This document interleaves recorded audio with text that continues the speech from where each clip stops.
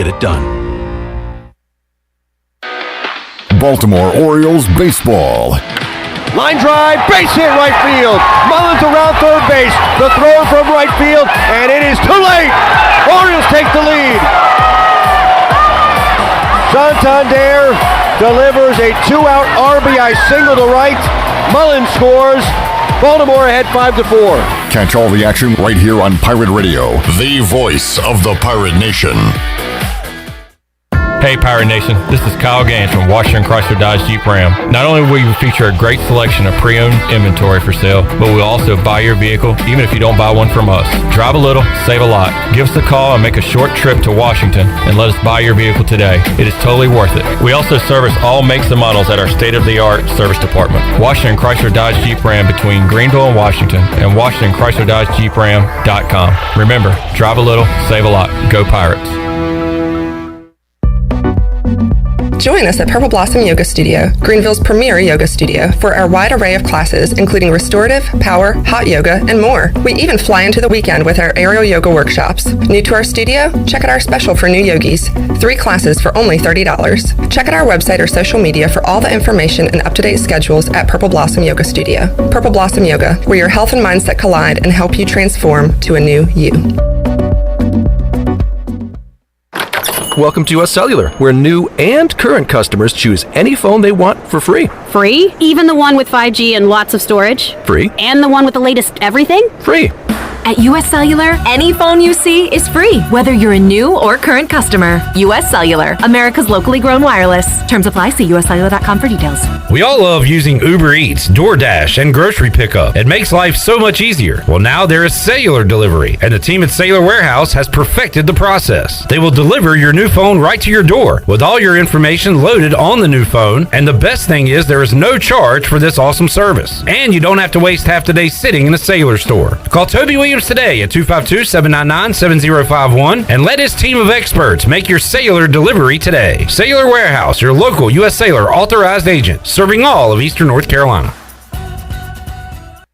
This is Martin Truex Jr., and as a NASCAR Cup Series champion, I love one-stop shopping. When I need fresh tires or fuel during a race, my pit crew takes care of everything.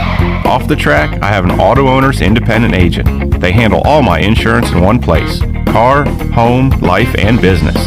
Get your own pit crew and find a local agency with Auto Owners Insurance. This is Jeff Gibson with Town Insurance in Greenville. Call me today at 756-8300. Go Pirates! The convenience of Pitt Greenville Airport is waiting just outside your front door. Service is back, so you're connected to destinations worldwide through flights from American Airlines. Plan your next trip. Book your flights today at flypgv.com or aa.com. Avoid the long check-in lines and congestion at the big airports and fly local at PGV. Fast, convenient, and close to home, PGV has more American Airlines flights. Book today at aa.com. PGV, where the Pirates fly.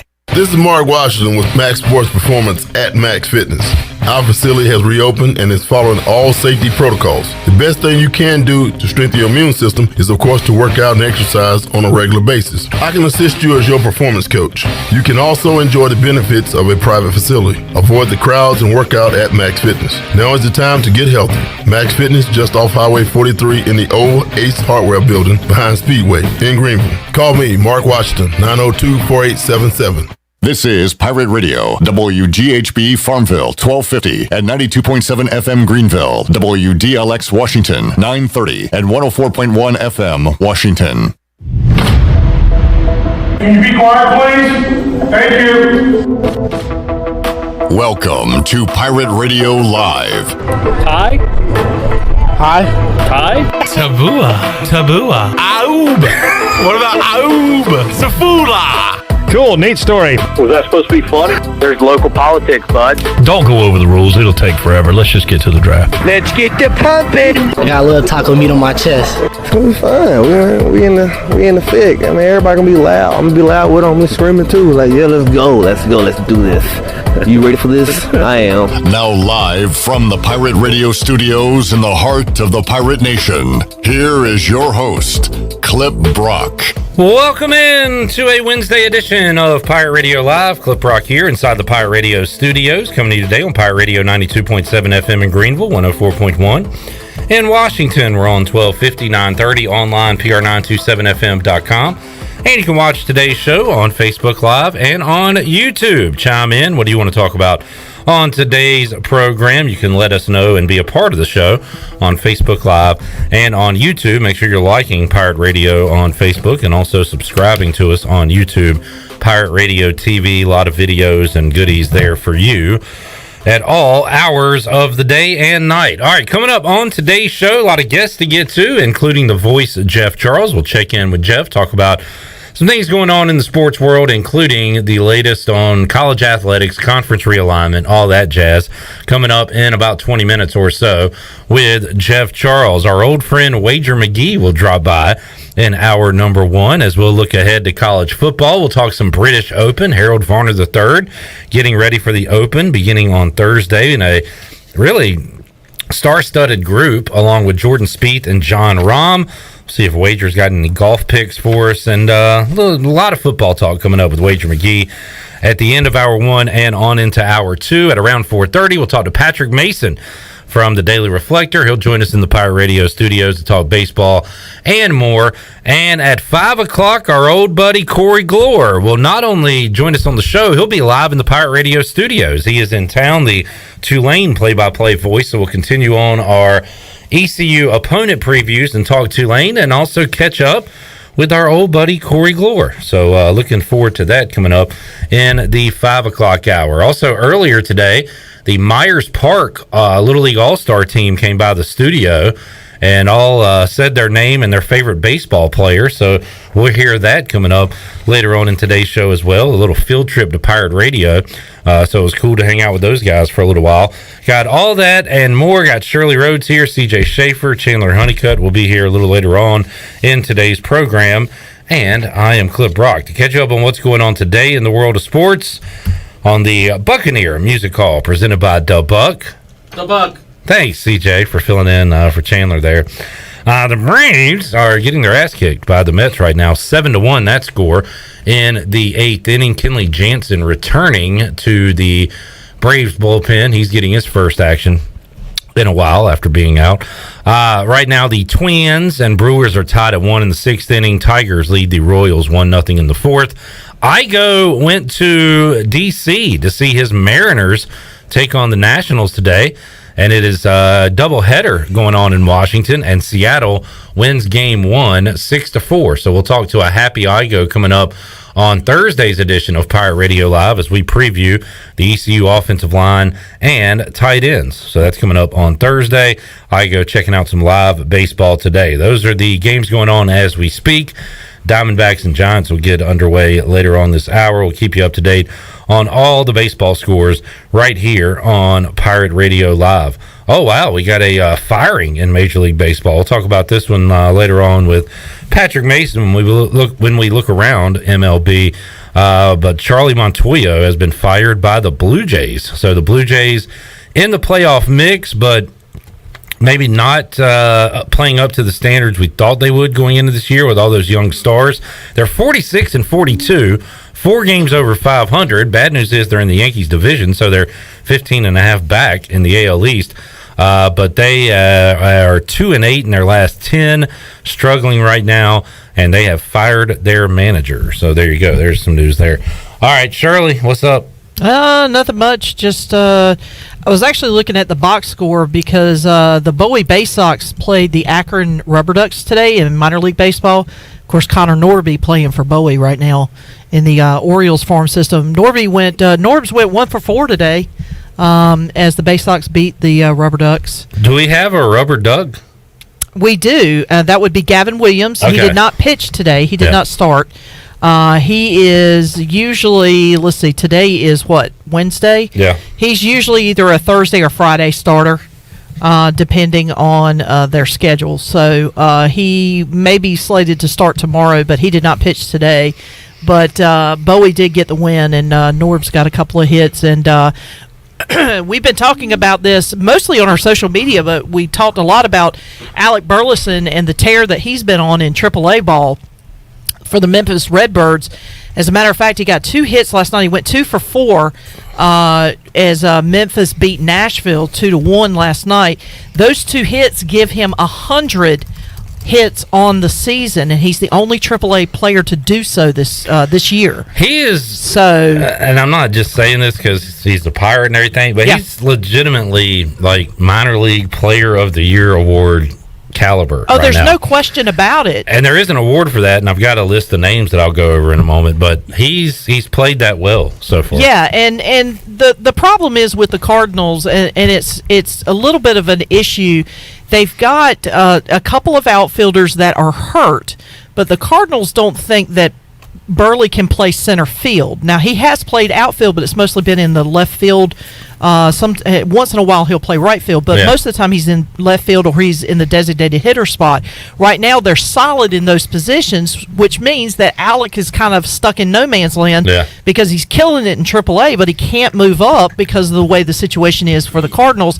Now, rumor has it, and there's been a lot of talk among minor league reporters and people that cover the minors that it's a possibility that Burley could be traded to go somewhere else so he could have the opportunity to go to the major leagues. Yeah, I was having that conversation with somebody out at Trivia last week, and it's a bad thing, as Pete Alonso makes a web gem you'll see on social media. It's a bad thing if you go to a bad team, right? Yes. Like if the Cardinals make a trade, bring in a great player, and that's at the major league level, give away great minor league players.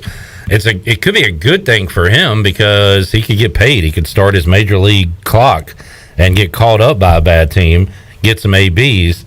So I don't know. Is it a good thing or a bad thing if he gets traded? Well, right now the Cardinals can't really do anything, and Burley is just too good of a player right now for them to call him up and have him as a bench player. I mean, that's really what it boils down to. They can't afford to leave him on the bench. He could be a huge piece at the deadline. Yeah, absolutely. For the Cardinals to use. Yeah, and so and with the Major League Draft coming up this weekend, that's going to be something that we're going to keep an eye on because there's going to be a lot of moving parts because usually during this All-Star break is when most of the teams start making their major moves to set themselves up for the postseason. So we'll see if Alec remains in the Cardinal system or if he winds up going somewhere else with a chance to get called up.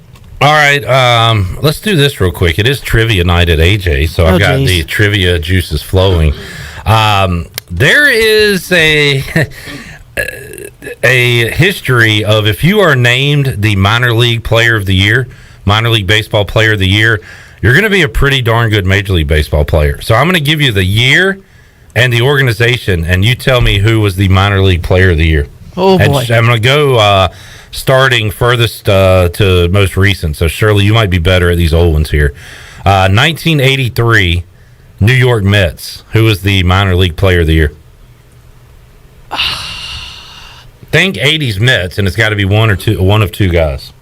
The first person that popped into my head was Dwight Gooden. And that would be correct. Doc Gooden, 1983. 1985, Oakland A's. 85, Oakland A's. Got to be one of two guys. Because Ricky Henderson was already playing. Okay, Ricky was playing. Okay. Oh, God, I don't know anybody. Those West Coast teams have always been tough. Yes, you do. Bash Brothers. Bash Brothers. No, it's not Giambi. Go back. Go back Jose further? Canseco. Oh, I forgot he was an A. 1990. Frank Thomas. Big Hurt. What organization?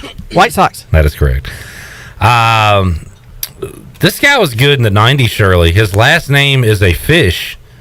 California Angels, 1992, outfielder. Wow, Mike Trout's been playing a long time. No, we'll get to him later. That was a great guess. They had another fish in the outfield. Do you remember Tim Salmon? No, that name does not ring a bell. Tim Salmon. Wow. Okay. 1993, Cleveland Indians outfielder. Played for a long time, got a whole lot of hits, wore a really baggy jersey. 1993? Yep. That would be Manram. 1990. Oh, I forgot because I was thinking he was I was thinking Red Sox. 1994 New York Yankees infielder. 1994? Jeter? Derek Jeter is correct. Oh. 1995 and 1996 Braves outfielder.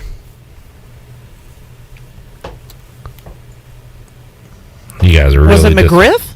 Oh, yeah, he was the first baseman. First baseman. Andrew Jones is correct. Andrew Jones.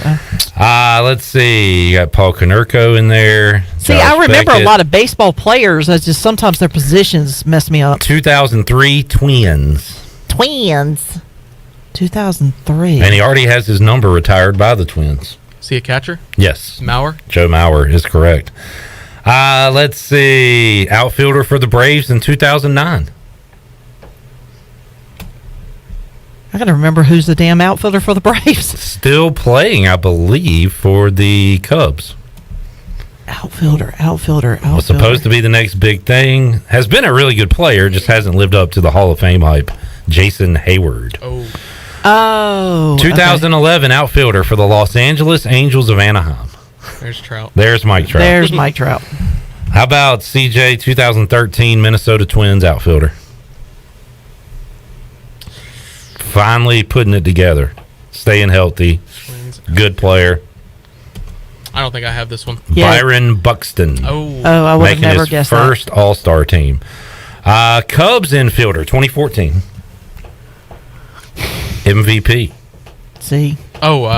Chris Bryant? Chris Bryant is correct. And then the most recent names: Blake Snell, Yohan Moncada, Ronald Acuna Jr., Vladimir Guerrero Jr., Gavin Lux, and Bobby Witt Jr. My point is, these are all really, really good. really good players. And a chance for Alec Burleson to add his name to that list. Perhaps. Now, go ahead. So it seems like it's been a pretty good indicator of who's going to produce in the majors. Right. I'm not going to admit that I know every single minor league baseball player and their stats. I'm just saying I know Burley's near the top of everything this year. Well, I mean, he leads AAA in batting average. He's got an insane OPS stat. 100 hits on the season. I mean, you can't, I think he's got 16 home runs for the season as well. So his stats are just freaking off the charts. And speaking of the minors, I saw this this morning, but this came out yesterday. The whole deal with Robinson Cano, where the Braves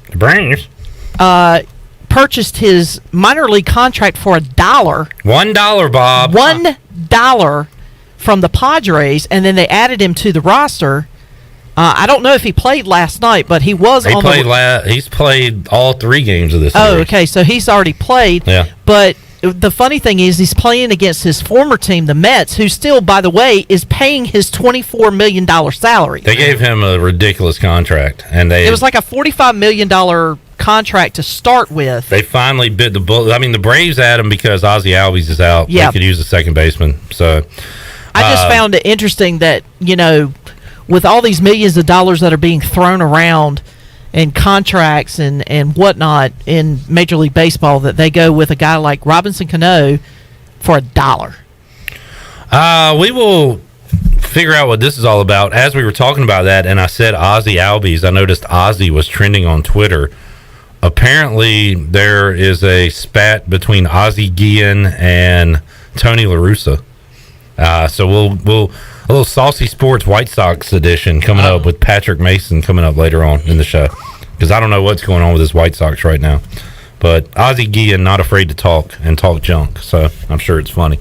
All right, anything else going on today in the world of sports? Not today. Tomorrow's going to be a big day for Harold Varner as he will start his first round of the Open at St. Andrews. Good featured group, too. Yeah. John Rahm, Jordan Spieth. Yep. So we'll be able to follow him throughout the day because it's 3:10 p.m. their time. It's 10:10 a.m. our time. 10:10 is when he's going to tee off. So we're going to be able to follow him throughout the day and then be able to update you on tomorrow afternoon's edition of the show. But that is a huge I guess you could say a huge step up from what he's been able to do. I mean, a lot of times he's not in a featured group. You have to kind of hunt around for his stats and keep up with him in various ways. But this time you can actually watch him from start to finish. So I'm looking forward to catching a little golf tomorrow. And I'm not a golf fan. I mean, I'm not either. I'm a Harold fan. Yep, I'm a Harold fan. So I have, really enjoyed watching him play. Really, since when he won that tournament in what was it? Was that Saudi Arabia? Yeah.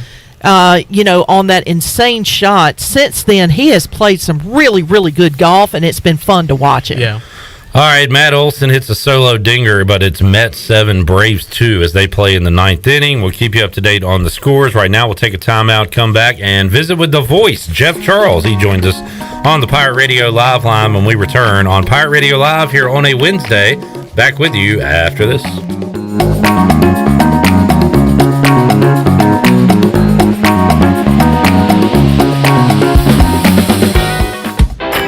Buccaneer Music Hall is your beacon of music in the land of pirates and ENC. Open 7 days a week from noon until 2 a.m., the Buck features live music every night of the week. Tuesday is karaoke with DJ Captain Morgan. Wednesday is acoustic night. Thursday is the DJ dance party. And Friday and Saturday nights, it's live bands. Check out the Buck's Facebook or Instagram page for more information. The Buccaneer Music Hall. We'll see you at the Buck.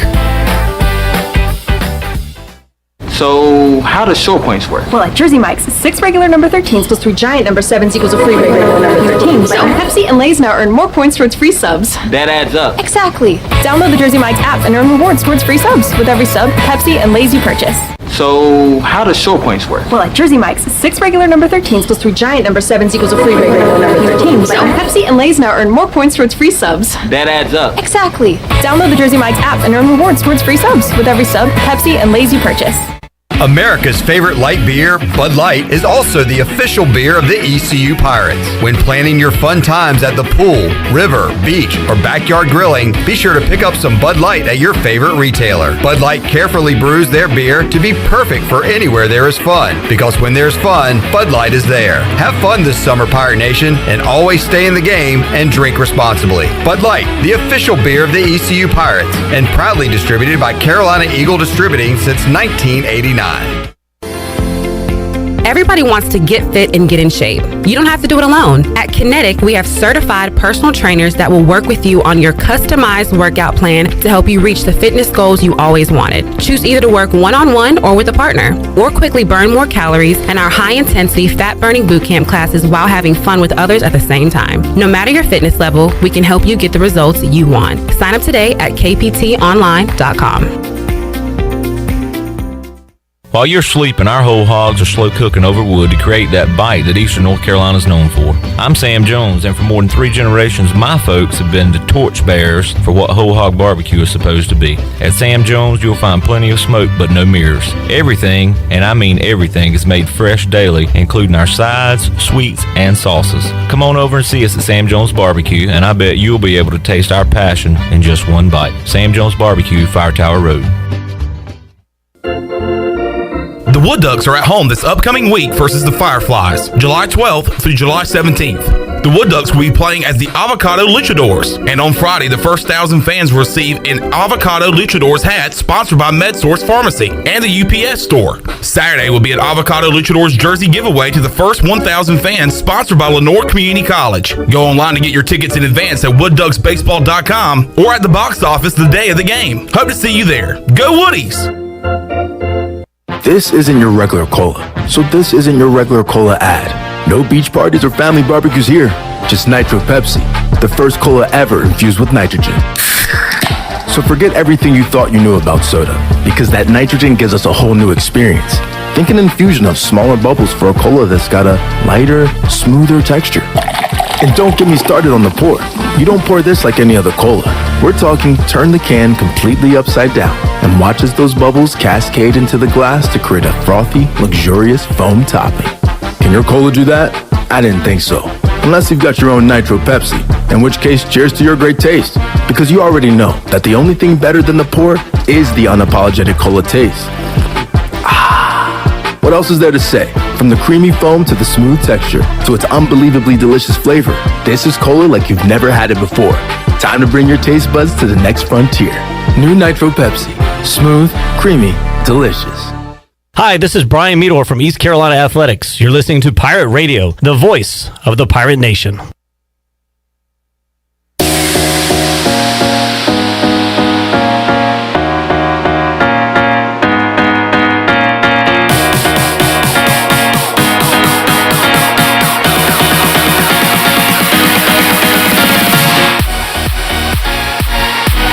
You're listening to Hour 1 of Pirate Radio Live. Do you need custom t-shirts, apparel, or promotional items for your business, organization, or event? Keep it local. Print it local with University Sportswear. Contact them today at universitysportswearenc.com. Now, back to the show. Welcome back to the show. I'm jealous of Clip, but I'll tell you in a minute. Y'all jelly. The best place in Greenville to unwind after work and have fun is AJ McMurphy's. AJ's has daily food and drink specials and an awesome patio, perfect for some outdoor dining. There's something for everyone every weeknight, including sports trivia with our very own Clip Brock, who's probably going to be wearing his new hat. Yep. AJ's has live music every Friday and Saturday with no cover and brunch every Sunday. Make today an AJ's day. Now let's head back to the show. Here's frickin' Clip. It's weird because hats are one of my favorite things. I love hats. I guess collect them as a hobby, but also wear them. But for whatever reason, they just fall from the sky. And just one fell in the studio, and it happened to be a new 4th of July edition Wood Ducks hat. And so jealous. It's even my size. Like, I would give it to one of y'all if it wasn't my size, but it's my size, so I guess I'll keep it. It is convenient how all of the hats that fall out of the sky are conveniently your size only. My size. I know. And teams I like. Yeah. It's weird. It just happens. Yeah, because I'm the one that, see, I'm easy. I don't have to have a fitted hat. All mine has to be is adjustable. Mm-hmm. See, I'm pretty easy. Well, maybe I'm just saying. I don't know what sky you're standing under, but I'd like to catch one from out of the sky once in a while. Maybe the hat gods will look down upon you, Shirley, and shoot you a hat. All right, more on that in a moment. But right now, we'll head out to the Pirate Radio Live line and talk to the voice, Jeff Charles. He joins us today on Pirate Radio Live. Jeff, how you doing? Clip, I'm doing great. I was just thinking it's been 2 weeks since you and I have had the opportunity to visit on the air, and a lot has happened with USC and UCLA going to the Big Ten. And I was reading a story in Front Office Sports this morning that said that with the acquisition of those two schools, the Big Ten coffers are going to grow from $1 billion to perhaps $1.25 billion per year in television rights. I mean, this stuff is absolutely mind-boggling. Insane. And now when something happens like that, you're surprised for a moment and then kind of say, well, nothing is that shocking anymore when it comes to the world of sports, especially college athletics. And now you just kind of wonder, what's next, Jeff? And you look your eyes to the West and say, what about the ACC? What about, North Carolina? Is, Clemson? Where does the grant of rights come into that? Is there enough money offered for them to leave the ACC? So that's been a bit of a topic too. What's coming next, and where does the ACC fit into all this? Yeah, that's exactly right, Clip. And I'll tell you what, some attorneys are going to be making a lot of money here in the next couple of years. I have a feeling with this grant of rights deal and whether that can be negotiated down or how it can be worked out with some of these schools who do want to leave. And, Florida State's another school, and Miami is another one that you hear about as well. And they are saddled with this grant of rights deal from the ACC until 2036, and there's millions and millions of dollars on the table. Now, can they do something to get that fee reduced and move on to where they can make all of this huge money that we know the Big Ten's going to have, and the SEC is going to be right there with them in the coming years too. So you can understand why these schools want to do that. And, I don't know if this Power 5 moniker is even going to be around very much longer, Clip. It's just developing into the Big Two, and then you've got the three other conferences, the ACC and the Big 12 and the Pac-12 are kind of in that next level, it looks like now, and who knows what's going to happen with those three leagues and whether there's going to be some kind of a merger, or they're going to try and poach each other, or will one of them go out of business? I mean, who knows? And when you just start looking at all these different scenarios, you almost get a headache trying to read it all and figure out, what's going to happen. So it's just, it's crazy, and isn't it amazing when just two schools, the powerful name brand blue blood schools, do make these moves like we saw with Texas and Oklahoma going to the SEC, and now what we're seeing with the two Pac-12 schools going to the Big Ten, how just a couple schools can really upset the apple cart and everything into this dither that we're seeing now. Jeff, I can't wait till September and kick it off, get a game here so we can watch the game and not, at least for 3.5 hours, kind of forget about what's going on outside of the game itself, because there's still going to be a full Saturday of college football. I'm still going to enjoy the games, but not as much as maybe in the past when everything was settled down. But again, I'm still looking forward to the football games at Dowdy-Ficklin Stadium. No matter who ECU's playing, no matter what level they're playing at, there's still going to be some games on the field, hopefully for us to enjoy. Well, there's no doubt about that, Cliff, and that will be the case moving forward. Now, I don't know who East Carolina is going to be playing, or we can't look into our crystal ball and really predict the future. But I think, at this point, we're talking about the power conferences and their futures. We really haven't talked a whole lot about the American or the Mountain West or the Sun Belt, who has made some good moves, and Conference USA, the MAC, just seems to stay steady year after year because they basically know who they are, and they don't strive to be something they can't be. But, as far as the Pirates are concerned, this is it, as we know, for Houston, Cincinnati, and UCF. And those three are going to be moving on, so this is the last shot the Pirates have at those three schools, as a conference member in the American Athletic Conference. And, Cliff, I think 2 years from now, it'll be a little bit of a sticker shock when you look at that Pirate football schedule and you don't see those three schools on there, and East Carolina is playing schools like San Antonio and North Texas and Rice and UAB and Florida Atlantic. I mean, it's going to, right now, I don't know if people grasp what's coming in a couple of years, but those are the schools that East Carolina is going to be playing in conference play. Yeah, certainly going to look different, going to have even more of a Texas feel, going to look like the old, Conference USA 2.0 before East Carolina headed over to the American. Jeff Charles joining us, and so much to scratch your head over when it comes to college athletics. Here's one that's hard to figure out too, Jeff, since we last talked. The Orioles and Mariners have not lost a game. The two hottest teams in baseball right now, the Mariners, who have the longest drought in Major League Baseball when it comes to making the playoffs, and the Orioles, who have been atrocious the last few years, have got themselves up to a 500 record. We'll have O's and Cubs going on tonight. But, Jeff, you want to talk about some shocking things in sports? That's caught some people off guard. No doubt about it, especially, I think, with the Orioles, who, as you mentioned, have been so bad for so long. And, Cliff, I'm going to add one more, although it's only one game. The Cincinnati Reds at Yankee Stadium in New York last night. You're laughing. You know what I'm going to say here. They were down 3-0 in the ninth inning against the almighty New York Yankees at Yankee Stadium. And the lowly, horrible, worst team in the National League, Cincinnati Reds, rallied for 4 runs in the ninth inning. And then they got New York out in the bottom of the ninth, and they went on for a 4-3 victory. I'm driving through Ohio today, and people are talking about the game as I'm listening to talk radio and the sports talk shows, and everybody's kind of shaking their heads. How did the Reds do it? The Reds are actually playing better, too, not as well as those two teams that you mentioned, but, they've just had such a horrible season, but they've had some comeback victories here of late. So maybe some of these teams are going to be a little bit better in the second half of the year. I mean, there's still so many games left to be played, Cliff. We're just past the midpoint season. And, some of these teams have a chance to turn things around. Jeff Charles joining us. Jeff, Major League Baseball All-Star Game coming up next Tuesday. And I like this move to where they are bringing in Albert Pujols and Miguel Cabrera. Kind of a thank you, a Lifetime Achievement Award type of thing. Before these guys hang it up, they're going to let them compete in the All-Star Game. I think that's a pretty cool move, and should get some good ovations coming up next Tuesday.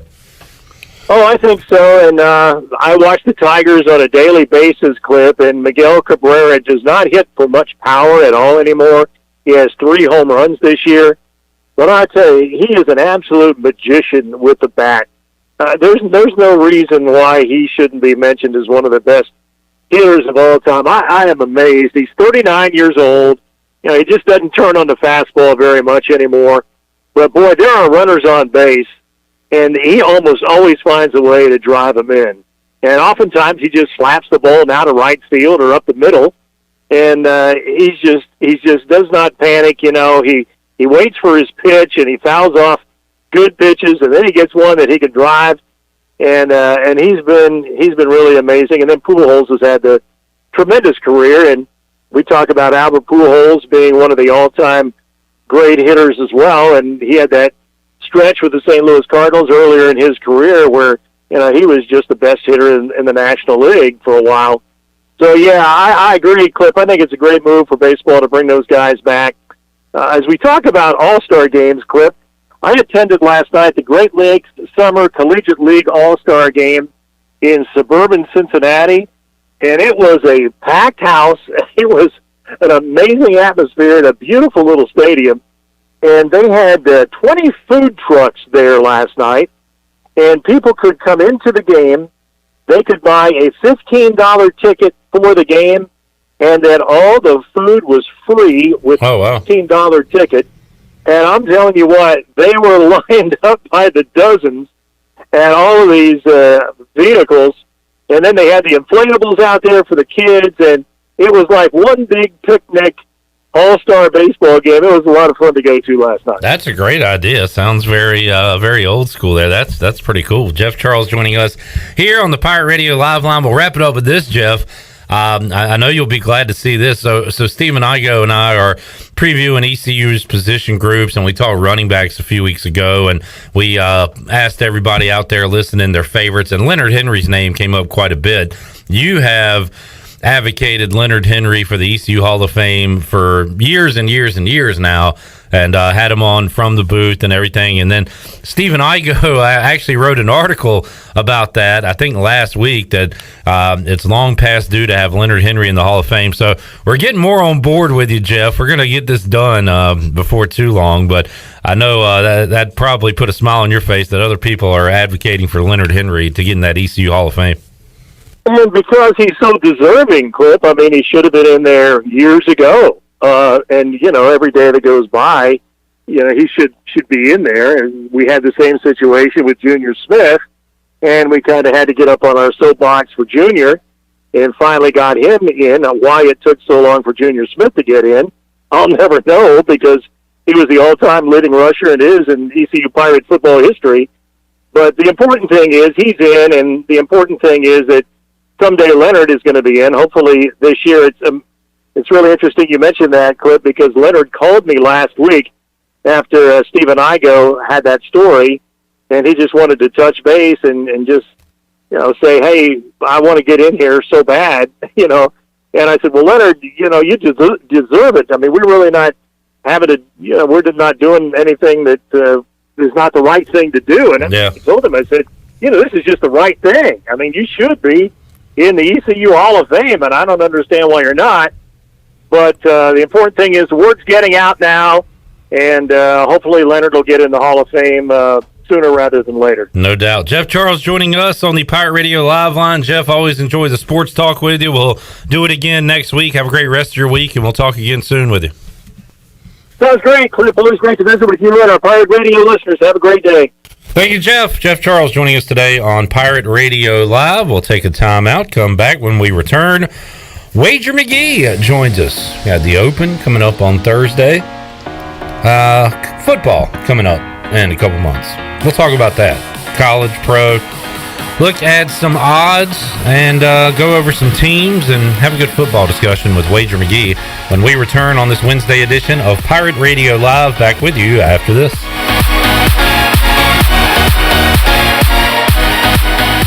If you have family coming over this summer, the last thing you need is sweaty relatives.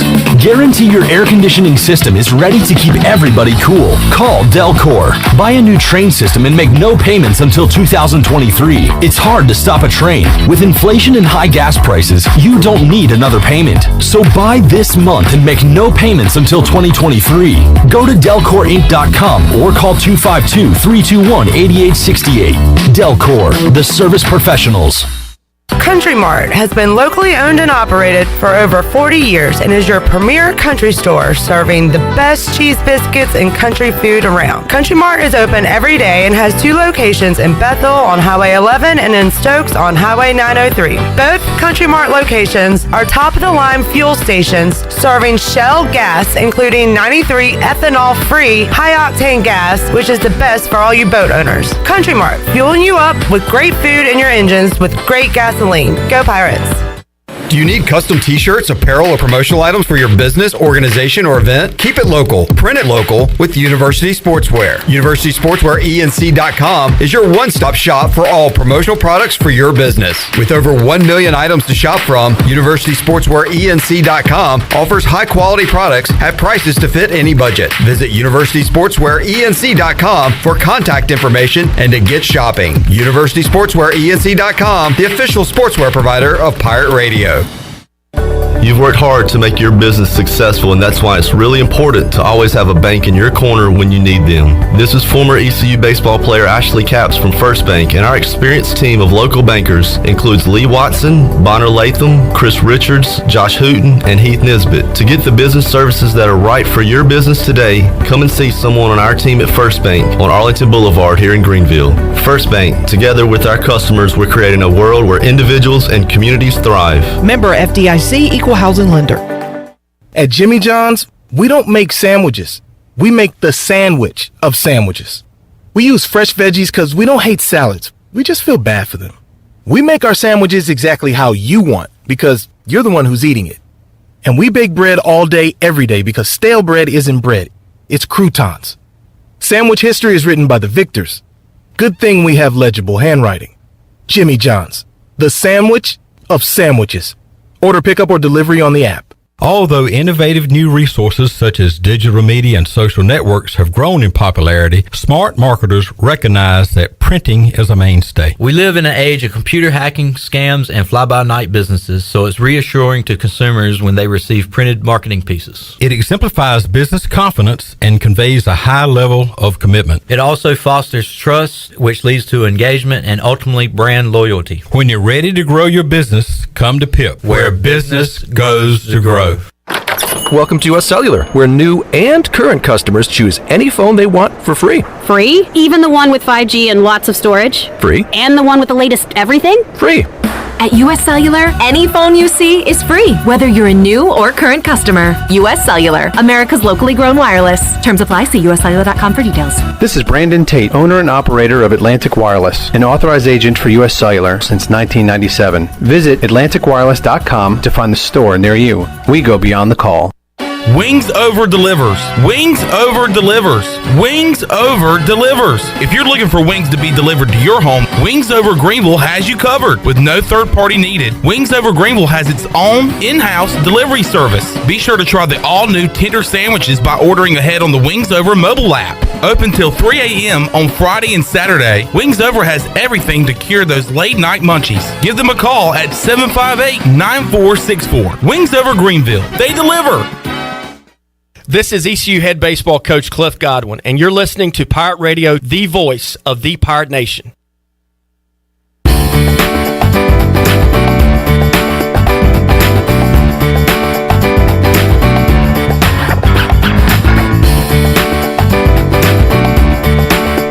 You're listening to Hour 1 of Pirate Radio Live. Do you need custom t-shirts, apparel, or promotional items for your business, organization, or event? Keep it local. Print it local with University Sportswear. Contact them today at universitysportswearenc.com. Now, back to the show. Welcome back. The Pirate Radio football kickoff party is approaching fast, and tickets will go on sale tomorrow morning at 10 a.m., and it's only $10. 100% of the ticket sales will be donated to local charities. You can join Pirate Radio on Thursday, September 1st at the State Theater in downtown Greenville, featuring 80s music by the Breakfast Club, plus many more special surprises. Just go to pr927fm.com starting at 10 a.m. tomorrow morning to get your tickets before they sell out. Now let's head back in to Pirate Radio Live. Here is your host, Clip Brock. All right, get them while they're hot. Pirate Radio football kickoff party coming up September 1st. And as Shirley said, tickets on sale 10 a.m. on Thursday. We'll have our David Price Construction countdown to kickoff and countdown to the party coming up on Thursday as well. We'll also go inside the Rage Room. Shirley Rhodes, CJ Schaefer, Chandler Honeycutt, and Wager McGhee is back inside the Pirate Radio studios. Hello, Wager. Hey, Cliff. How are you? I'm good. How are you? Doing great. Looking forward to some football. I know. Me too. And we talked, and it's never too early to dive into some NFL talk. We talked college football with you about a month or so ago. I think so, yeah. So and right when the lines came out. There's also stuff going on right now. And CJ, I want to bring you into this conversation because you're our NASCAR watcher amongst the group. And I meant to bring this up yesterday, but Wager, you have some NASCAR lines. What are we? New Hampshire? Did I read that? Yeah, New Hampshire. Mm-hmm. All right, but the big topic right now is Tyler Reddick, right? So it was announced that he would be joining. Who runs the Jordan Hamlin 2311? Yeah, 2311. 2311 in 2024. Right. Correct. All right. Okay. Cool. Now, what's the drama about here? Why is this controversial? RCR seems like they didn't know, which is who. RCR is what? Richard Childress Racing. That's who Tyler Reddick currently races with. His contract is up this year, the end of the year? No, end of 23. Yeah. So he's lame duck for a year and a half, and he's won a race, so he's in the championship chase. Yeah. What do you mean lame duck? Well, he's going to be racing for him for a year and a half, but he's already announced he's leaving. So yeah, and that's part of that's half of the reason, I think, because Richard Childress Racing came out with their own statement, and they said the timing basically couldn't be any worse on the announcement, which is partially because of what a Wager just said, but also partially the race he won was this past week, and it's his first win ever, so now he's in the playoffs. Oh, okay. But all this happens just a few days after he won his first race, so it's just odd timing that he chooses to announce this, after his crowning achievement so far. My friend that works for RCR said he gave him 15 minutes notice. So he told him right before he went on. So they were negotiating an extension with him, and he told him 15 minutes before he jumped on a call with Hamlin to announce. How many minutes do they need? 20? 25? I don't know. So does he look bad? I mean, I don't know. I mean, everybody's, we could carry this conversation over to probably Live Golf, right? I mean, he got a good deal that he wants to live with, and that's where he wants to be. I mean, RCR these days is kind of looked at as a small team, which is amazing. So, I mean, Jordan's going to throw a lot of money into NASCAR, but I don't understand that team anyway. It's 2311, but Hamlin doesn't drive for him right now. He drives for Gibbs, right? So when does he start driving for 2311? I think this is all confusing. Very. And then Kyle Busch is not even signed right now, and that to me is the bigger deal than this. I mean, I think so. Hamlin's an owner, but he's running with another team. Yeah, correct. How does that work? You tell me. I don't know. That's the weird thing, because when somebody like Bubba Wallace is racing near Denny Hamlin, there was a point in time, I think it was maybe the Daytona 500 this year, maybe Talladega, but Bubba was leading, Hamlin was second, and we were getting down to like the end of the race, and the commentators, everybody starts asking questions. Well, does Denny want to win, or does he want his team to win that he owns? Is Bubba his only driver right now? And Kurt Busch. Okay, Kurt Busch. All right, who isn't included in the team name clearly, so it's not 231145. So is Kurt Busch using 45 because Jordan wore 45 when he came back? Yes. Is that right? Yeah. Huh. Okay, fascinating. It's assumed that Tyler Reddick is going to take over Kurt Busch's ride when he comes in 2024, because Kurt Busch, I think by that time, will be 46 or 7, so he'll probably be out the door by then. Yeah, these guys bounce around quite a bit to teams and stuff, right? I guess, if you're not one of the... Well, even the top guys, we're talking about big names here. Yeah, I mean, and it's all based on sponsorship. Some of them, come with, sponsors in tow, right? And some of them's, some of these younger guys, their dads, are footing the bill for them. So, if you got somebody that if your dad's paying for a ride or his dad's company's paying for it, you can always find a ride somewhere, I guess. And CJ, you said this at the time of our draft this year, that Brad Keselowski might not be a good pick. He's pretty much a non-factor on Sundays now, I don't even know if he's in the top 30 in points right now, which is, hypothetically, if he were to win a race this year, that usually qualifies you for the playoffs assuming you are top 30. Oh, really? I didn't know that was a qualifier. Yep. If you're outside the top 30, you don't qualify even with a win. Wager, I'm holding a ticket thanks to CJ. Early in the season, I was getting CJ to tell me who was going to win races, and I'd drive up to Virginia where you can legally bet and put a bet on it every weekend. Yeah. And he was like, for the season, and he gave me Ryan Blaney. And Ryan Blaney has not won a race this year, right? He has not won a race, which is bad because I think there's 3 spots available now in the playoffs for non-winners, so you better hope he wins the race soon or nobody else does. You're saying 3 more guys could win. Correct. And knock him out. Yes. But I accidentally bet him to win the championship, not the race that weekend. So I'm holding on to that ticket. That's the thing I got a shot. Yeah, I actually, if we were talking New Hampshire, here's the win. He's one of the guys that I like this week. So it's funny because Ryan Blaney, if you look at the playoff standings, I think he's sitting 13th, 14th maybe.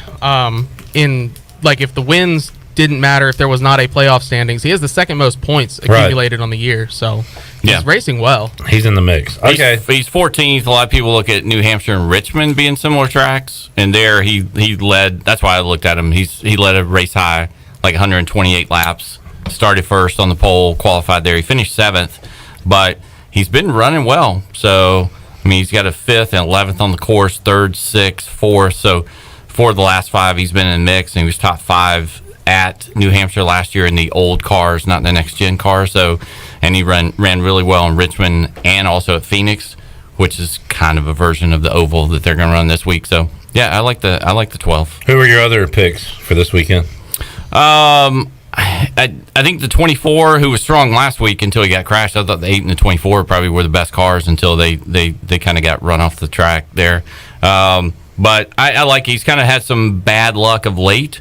But he's got 2 wins already. He's locked in, so he can kind of run a little bit loose. And Truex, who also needs a win. I was going to say, he hasn't won this year, has he? No, he's winless, and he's 15th. He was up there last week. What happened with him? He was running at the front. I don't think I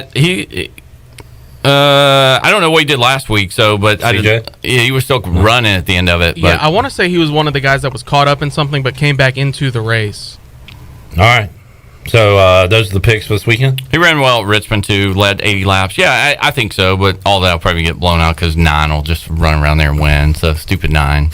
Stupid 9. Stupid 9 or stupid 5. But, yeah, there's no value on those. So Stupid 5 hasn't won in a while.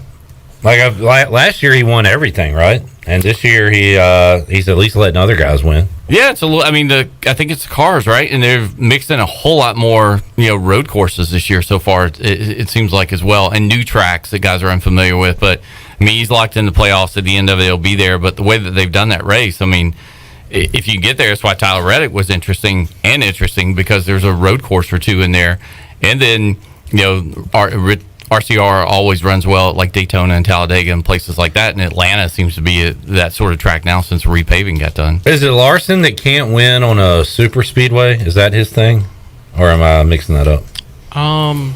That might be right. I can't recall a win of his. Yeah, he's a little bit more. I remember even when he used to ride the 42, he'd be okay there because they ran well at those places, but he was always more competitive like Bristol and places like that, oddly. So, all right, there's your NASCAR talk.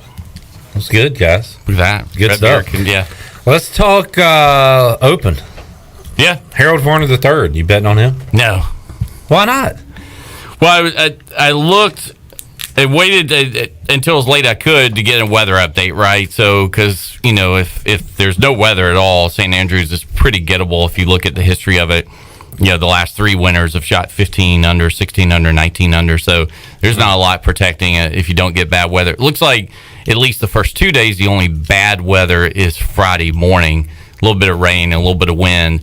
So guys that go out early tomorrow and then get the afternoon on Friday are going to be in the best situation. Well, that's not good for Harold. Varner's off to that, yeah. So does that mean you're fading Rahm and Spieth because of that too? I mean, you could, and Tiger's in that mix of bad weather as well, plus Max Homa. So there were some guys in there that I was looking at a little bit, but it might be a little bit more now, a little bit more motivation to kind of pass on some of those guys. Okay. Well, who are you looking at for the Open? I like John Daly, Bryson DeChambeau are teeing off early Thursday. Chandler, welcome to the show. 3 o'clock. 3, all right. Have we welcomed you to the show yet? Because you weren't here. Have I talked to you yet? You did say you were like, and Chandler's here. You're like, Shirley's here. Oh, here. Chandler, welcome to the show. What's up, buddy? Hey, man. All right, sorry. I mean, I know we normally like to start our best with either like Xander Schauffele or Colin Morikawa. Morikawa, who won it last year, right? So, and then Spieth was 14 and Rahm was 11. I try to find somebody with a little bit of value. Rory is on the, I hate being chalky, but is on the good draw, it seems like, and staying away from the rain on Friday if it happens. I got an interesting one. Besides, I mean, I don't know why we're ignoring the number one player in the world, Scotty Scheffler, right now. If we go with that, but Tony Finau, who is since 2015 on seaside courses. I like this. It's not something I'm making. There it is fourth in strokes gained of all the golfers. So when you look at it a little bit, and he's been competitive the last few years in the British Open as well. So there was a couple of things with Finau on that, and just as how he's played in majors in the last 3 years. Scheffler is number 2 in all, like, since the... So I'm trying to find my notes here. It's been a while since I did this. 2020, Scheffler's number 2 in most strokes gained per round in the majors. So both of those guys have decent odds. Amazing. Scheffler is 20-1. Finau's 35-1. Where I look, so I was also looking at like top 10s and top 20s. I was going to suggest that for Finau, right? Because he can't win, but he can finish. That's true. 10. But I mean, top 10, he's plus 350. He's 2-1 to be in the top 20. And again, he's in the good side of the draw, and he's played well since, in the last 5-6 years on seaside courses. So that favors him. I don't know if it's from growing up in the wind in Utah and things like that gets him there. But yeah, I may fade Rahm. Spieth I had last week in the Scottish Open, and I always get excited about it. Everybody always puts him on the list there, but man, he just can't putt. Somehow he just once around he goes through 2 or 3 bad holes, and he was right there last week. It was there for the opening because everybody was coming back, and he had a couple of bogeys and kind of fell back there a little bit. But I think those guys I was looking at Fitzpatrick, but he's kind of in that bad weather side. I may still do it because he's used to it. But there was a couple of guys, Terrell Hatton at 40-1, might be some top 10, top 20. Louis Oosthuizen always seems to play well, and he won the 2010 U.S. Open there. And I was even looking at Stuart Sink, who usually plays well on open courses, not to win. But he's 14-1 to be in the top 10 and 6-1 to be in the top 20. Mully said yesterday to watch out for an old guy. He didn't give a name, but like a guy that's been around for a while, and Stuart Sink seems to fit that mold. Sink's played well. So I suggested Colin Montgomery, but he said no. He's out there. I was going to look at Max Homa because he played Scottish. He never played links course, but he's next to Scheffler and Sam Burns is playing some of the best in the world right now. That may be a little bit under the radar. And he was playing Scottish Open, and then because it gets dark so late, he was finishing rounds, and he was going and playing another 18 holes of the course down there. So he got a ton of golf in last week, and he's 60-1, and he's still 6.5-1 top 10, and 2.5 to 1 to be top 20. And I still, even though we haven't talked about Xander, so I mean he's just playing so well. He won Scottish Open last week. Just wonder how tired he is though, because he's won back-to-back tournaments at this point, Travelers and Scottish Open, and has played well. So and always kind of shows up in majors. So how do we feel? Because I get offended by a lot of things these days, and a lot of things offend me. And how do we feel about the ageism in the Open? I learned this week that there's an age cutoff at 60. You can't play once you're past 60 years old. That's ageism, Wade. I don't have a problem with that. Wow. So you hate old people. There's a senior tour. Next week there'll be a senior open. They don't have that in the Masters, right? Or the US. Why do they do it over there? They do. They just let the old guys tee off on the first day, and then they get out of the way. Yeah, but I feel like Fred Couples plays the Masters every year. He does, and Bernhard Langer. I think if you're a past champion, you can play, but once you probably start going out there on Friday and Saturdays and shooting, or Thursday and Friday and shooting 90s. There should not be an age limit in golf. There should not be an age limit in the NBA. If Dominique Wilkins wants to get signed by a team today, he should be able to do so. I'm with you on that. What's the age limit in the NBA? There's not one. I'm glad there's not one. Hey, Brady's kind of setting that in the NFL right now. Yeah. So what if they said once you're past 42, you can't play anymore? And Brady's still out there, best quarterback available. He might make it. Yeah. So, all right, let's take a break. We'll come back. We'll talk some football with Wager McGhee. We'll get your take on, I don't know, do the Panthers look any different this week than they did last week, adding Baker Mayfield? We'll talk about their Week 1 matchup with the Cleveland Browns and a whole lot more with Wager McGhee, Hour 2, Pirate Radio Live. Back with you after this.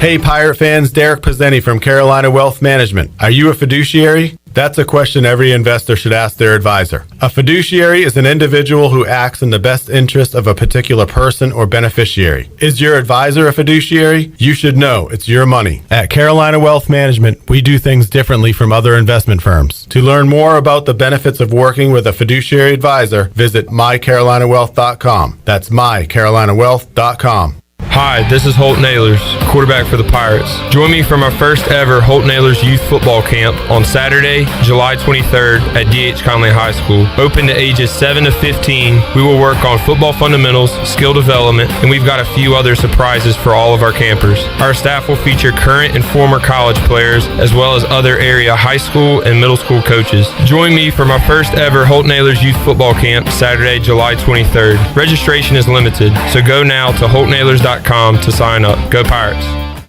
Winslow's Deli is now Fifth Street Hardware, restaurant and tap room. With a brand new look, Fifth Street Hardware also has a brand new menu, serving lunch and dinner every Tuesday through Sunday, and brunch starting at 10:30 on Sundays. What else is new? Well, how about poker every Tuesday night and Trivia Wednesday with DJ Captain Morgan? It's a new look and a new name, but the same great location on Fifth Street beside the State Theater. Follow them on Facebook and Instagram for specials and events. Fifth Street Hardware Restaurant and Tap Room.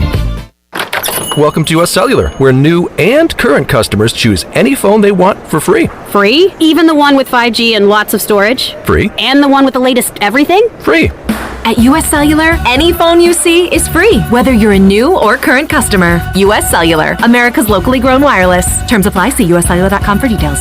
We all love using Uber Eats, DoorDash, and grocery pickup. It makes life so much easier. Well, now there is cellular delivery, and the team at Sailor Warehouse has perfected the process. They will deliver your new phone right to your door with all your information loaded on the new phone. And the best thing is there is no charge for this awesome service. And you don't have to waste half the day sitting in a Sailor store. Call Toby Williams today at 252-799-7051 and let his team of experts make your Sailor delivery today. Sailor Warehouse, your local U.S. Sailor authorized agent, serving all of Eastern North Carolina.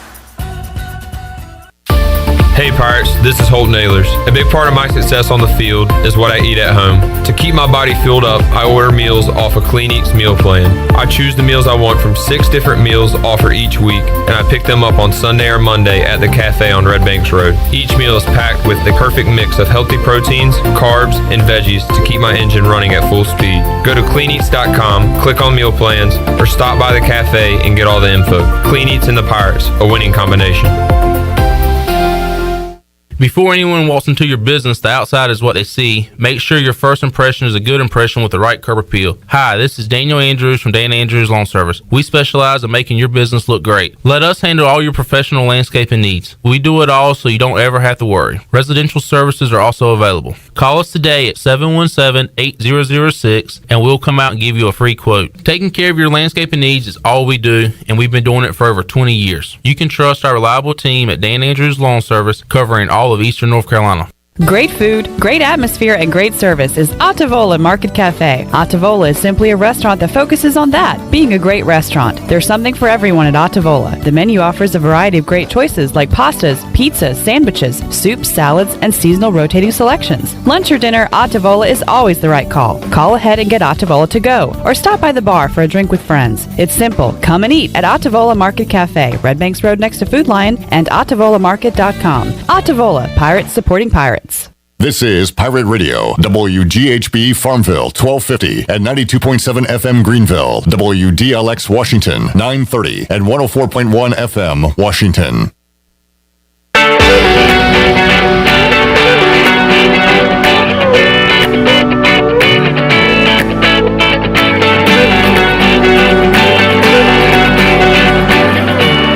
This hour of PRL is brought to you by Tommy's Express Car Wash. Come experience the difference at Tommy's. Now open at the corner of Greenville Boulevard and Red Banks Road. Doesn't your car deserve it? Visit Tommy's Express Car Wash today. Now back to the show. Welcome back. Town Insurance is your premier independent insurance agency. From maximizing opportunities to minimizing risk, Town's insurance advisors offer expert professional advice to clients of all sizes. For personal or business insurance questions, call 756-8300 today.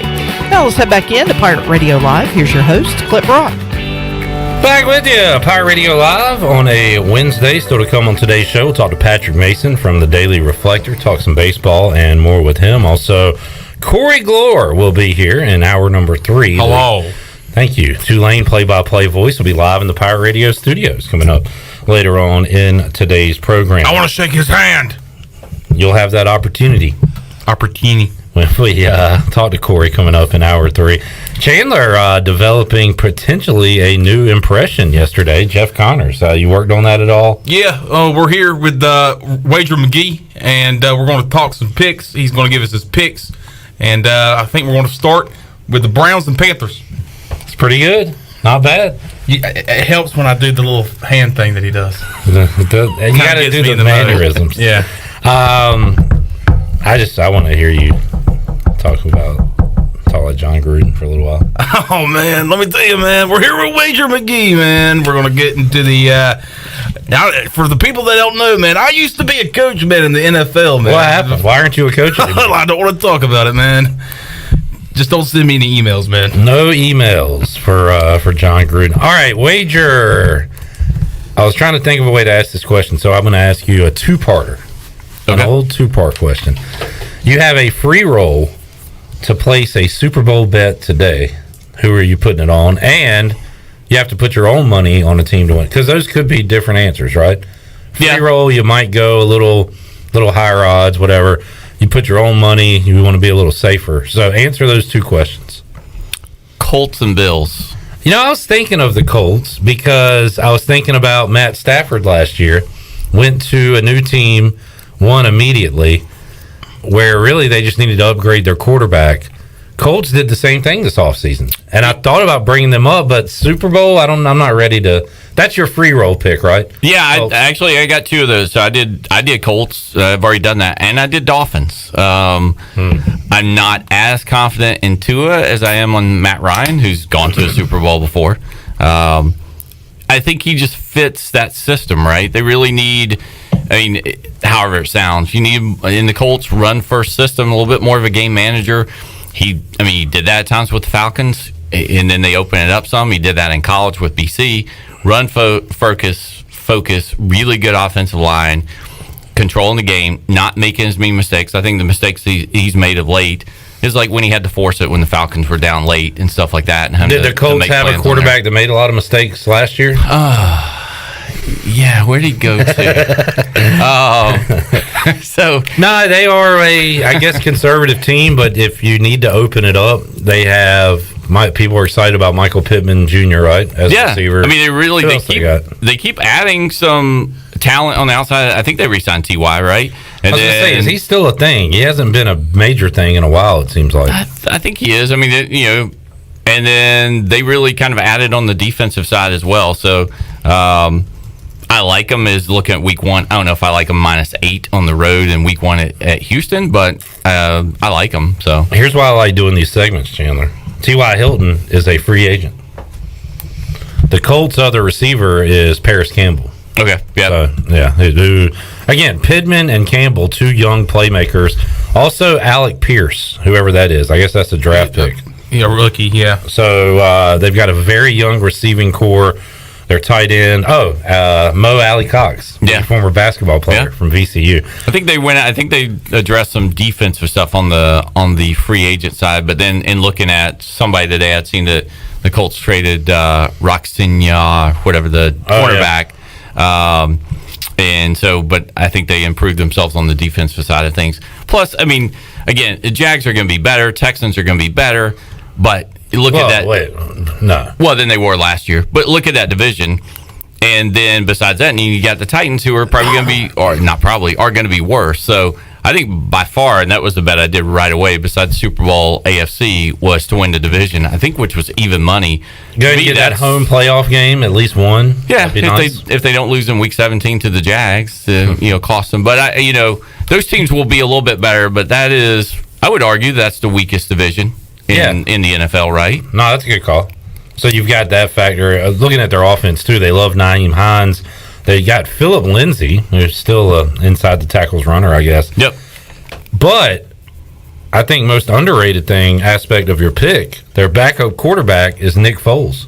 Yeah. So if they make it and Ryan gets hurt, you can still win a Super Bowl, still win your bet. Well, I mean, look at it. They're not a playoff team last year. I don't have the schedule right in front of me, but the schedule is going to be a little bit easier than playoff teams.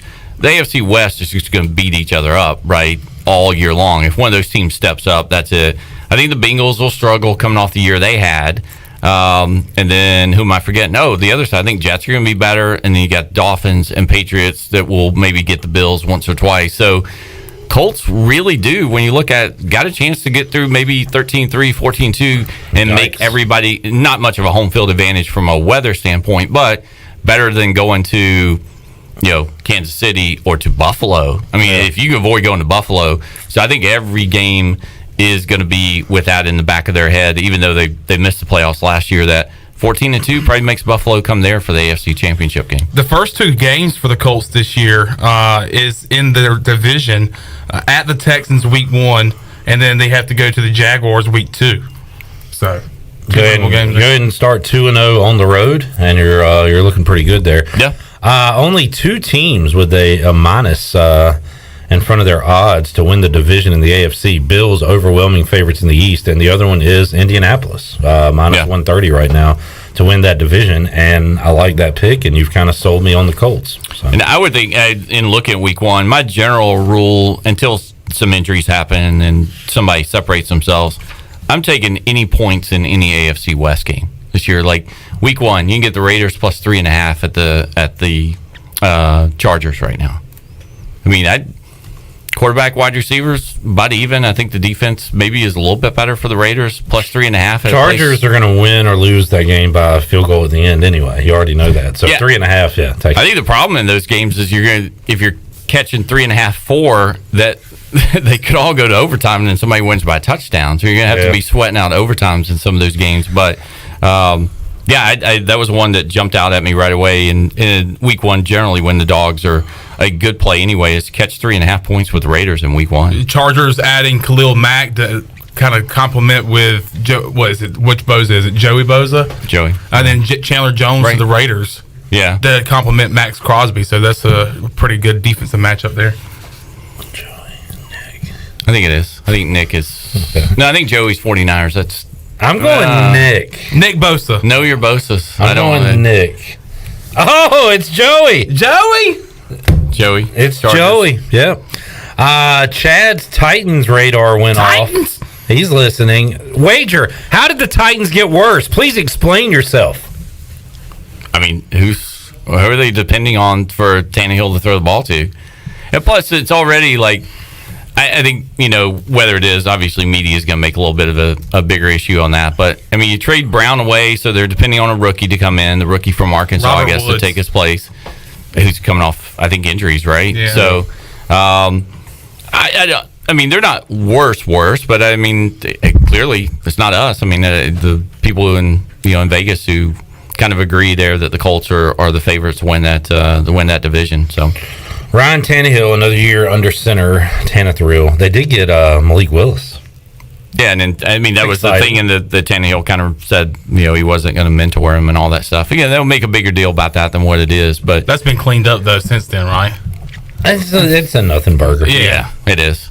But I mean, they should probably have the tougher, out of schedule, whatever that is, because they were a playoff team last year, right? So number 1 seed in AFC, so they're going to be matched up. That's how the NFL does. It's all based on parity and getting back to 500. Their schedules are going to be tougher than the Colts outside of the common opponents that they both play. Did the Panthers, did their win total or anything change after the Baker move? Do you know? I did not see that. The odds of the game in week 1 didn't. So what was the win total before Baker's? Was it what? 5.5? I think 5.5. I did see the day after the move was made, ranking the NFL's rosters, and it had the Panthers in the low to mid 20s.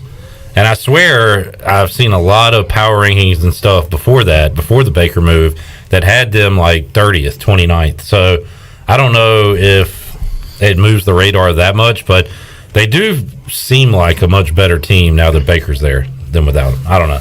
You don't seem to really care one way or the other. The ceiling for me is 9 wins. I like Baker better than Darnold. I mean, I think anybody would, right? So I know I do. If McCaffrey can stay healthy again, I like the wide receivers. I really like what they did on the offensive line. I like the I think first and third round picks were offensive linemen. They're going to come in and add some stability there.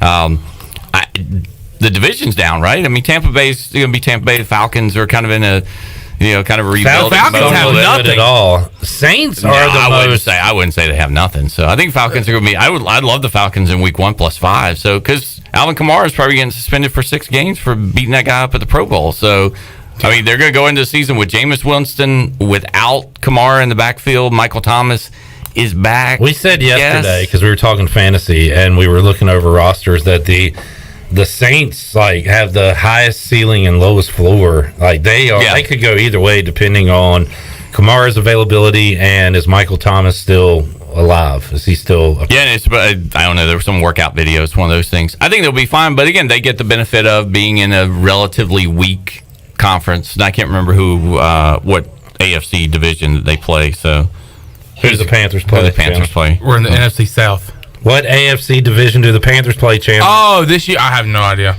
Thank you. Yeah. Thanks for bringing it. Hang on a second. Today. You are a Falcons fan, true or false? True. Yes. Okay.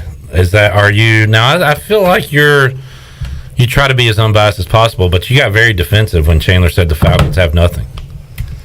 I mean, they got Kyle Pitts. I wouldn't say they have nothing. Who are their weapons? I mean, the most versatile running back, wide receiver in the NFL, Cordell Patterson. Okay. Yeah. I mean, when you look at By the way, is he the most underutilized NFL player in history? Why is he doing this at the age of 30 when he's been explosive his entire career? He had a renaissance. I know early on it seemed like he was just a return guy. Remember for the Vikings or something like that, run back in there. So, I mean, we'll see on Drake London, the wide receiver from USC. We're all morons, by the way. Why? Who does the NFC South play this year? Week 1, Panthers play the Browns. Oh yeah, okay. So AFC North is the answer. Yeah. So, the Falcons' issue is going to be offensive line, since we're talking about that. But I mean, because of that, then having drop back, not mobile Matt Ryan now versus Mariota or Ritter by the middle of the season, at least you need a mobile quarterback. I think they'll be okay. I think they'll do better second year of a head coach. We'll see. Well, I guess one answer for Patterson is because they brought in the FedEx guy. What's his name? Hunter Smith? Is that his name? Arthur Smith? Arthur Smith. Oh, yeah. And he was the offensive coordinator for Marcus Mariota in Tennessee. He drew up some stuff in the dirt to get his best guys the ball. Yep. It worked out, at least for Patterson. All right. Where do we go now? So you got what, week 1 ready to go? Yeah, I just went through every game. So what do you got for Washington? And I like the Jags +4. Of course you do.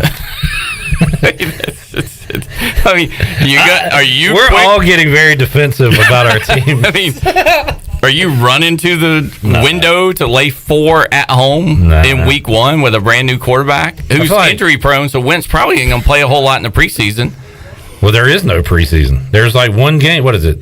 Wait, there's they usually play week 3 or something like that. Oh man, is this the second year of the 3? Yeah, I think preseason they added. I thought last year there was 1 or something. Or what with the COVID year? Maybe, yeah. The COVID year. I think we gave up a preseason game COVID for year, an they extra didn't have regular any. season. Yeah. Okay, so we're back to 3. All right, well that makes sense because I was about to do a complaint yesterday. I hate the preseason, but like I missed it in early August, to get our first taste of football. But there will be preseason football in early August because the Hall of Fame game. By the way, just over. 3 weeks away. Jags, so Doug Peterson, new head coach. I like that. I mean, you can't not like that. It's a plus from Urban Meyer without a doubt. Second year for Trevor Lawrence, and then they finally surrounded him with some guys, right? So they signed Christian Kirk, Zay Jones, and Evan Ingram if he can stay healthy. Why are they paying Christian Kirk so much? You'll see week 1 when he explodes for 150 yards. $84 million? Why are you mad? I wanted to get defensive. No, so Jags fans. But I think that, they were competitive. In some games, you say, and they won 3 games last year and beat Buffalo, Miami, and knocked Indy out at the end of the year. So, and did all that with an idiot as a head coach. So, we'll see. I would take again week 1. Are you taking always all dogs? I was about to say you're a dog guy. Week 1. No, I'm not.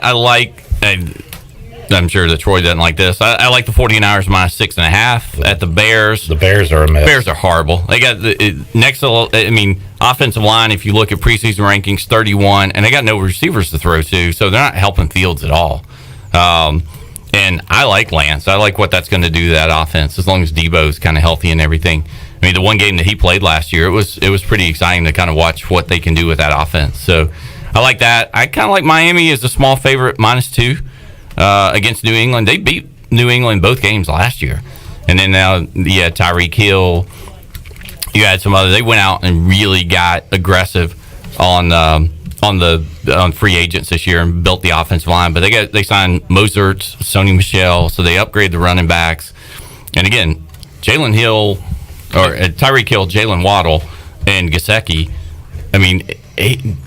People complain about how accurate it is. He didn't have to throw the ball very far. He can just throw short little passes and let those guys, the rack there. So we'll see. And I like that young stoner head coach they got from the San Francisco offensive coordinator. I love that guy. I love him. I do too. Mike McDaniel. So great press conference. Boy genius. Yeah, I like him. You say rack instead of yak? Yeah, run after catch, yards after catch, rack, yak. Okay. Just wondering what kind of. There's 2 types of people in this world: rack guys and yak guys. You're a rack guy. I'm a rack. I like the Chiefs -3. Hold on, before you say that, you said Dolphins -2, and I was like, okay, who are they playing? You say the Patriots, and I'm like, man, Dolphins over Patriots. It reminded me of a tweet I saw yesterday from Doug Kazarian, who does a lot of gambling stuff, ESPN. He said, just a reminder, Patriots -160 to miss the playoffs. Wow. You like that? You got them out of the playoffs? If they're the 3rd best team in that division, I think the Jets are creeping up on them a little bit. The AFC is just so loaded, right? How many teams out of the AFC West make the playoffs? I was going to ask 2, you 3? when you had the Bills and the Colts. I wonder if you could do a bet today.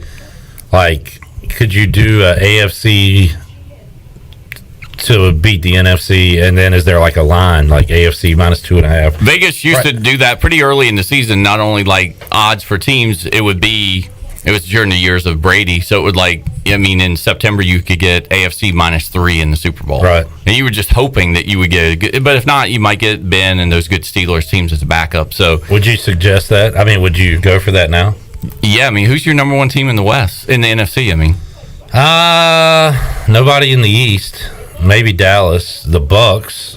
The fact that it takes you that long to figure it out. North are the Packers, and they're not too scary. And then out west, Rams, Broncos. Niners. We're in the NFC, Chandler. I'll tell you, you've had a tough time today. Oh, sorry.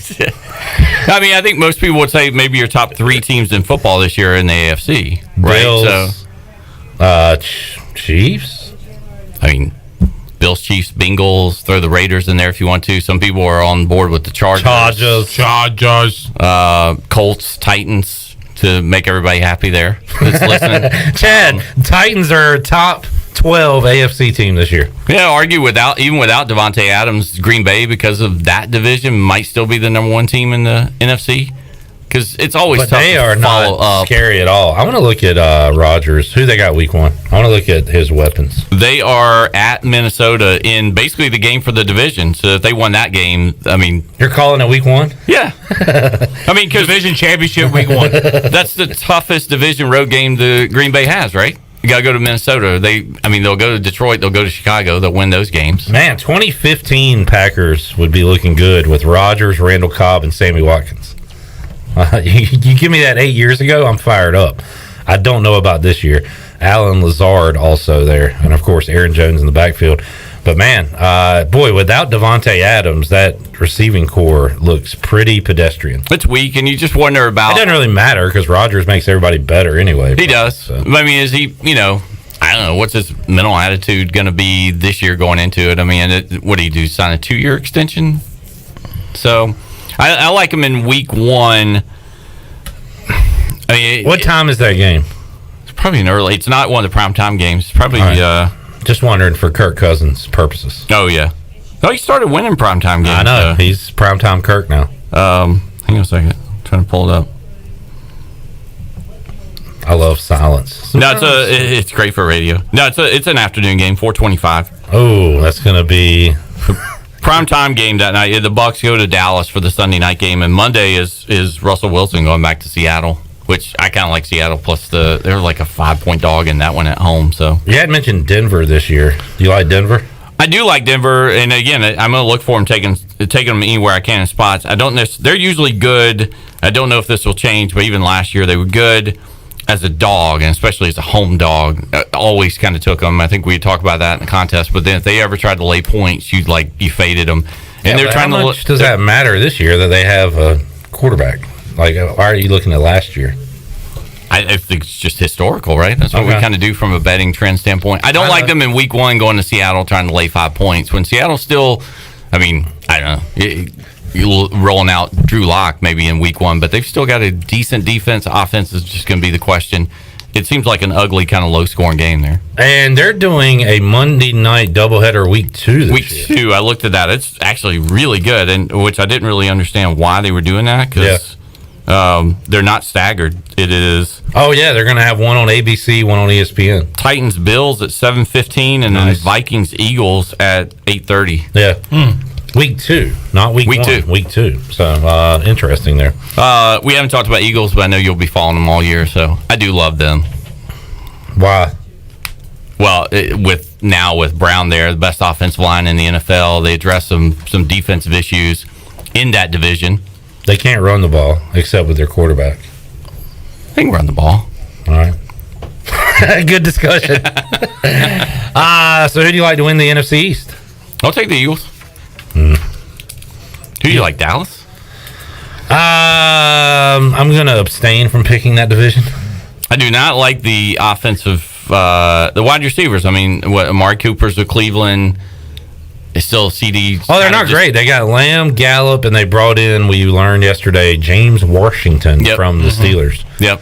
Eagles have Smith, A.J. Brown. I don't know. Does it depend on Jalen Hurts and how good he really is? Without doubt. I mean, I think year 2 for a lot of people, is Trevor Lawrence really going to jump up and be better with some guys around him? Jalen's being given a chance with them giving up a whole bunch of picks for Brown. How is Wilson going to be in New York? I'm not a huge fan of him, but I mean, we'll see how he does. So there's a lot of year 2 quarterbacks or second year starting. I guess I don't know if they sit on the bench for a year with Jalen.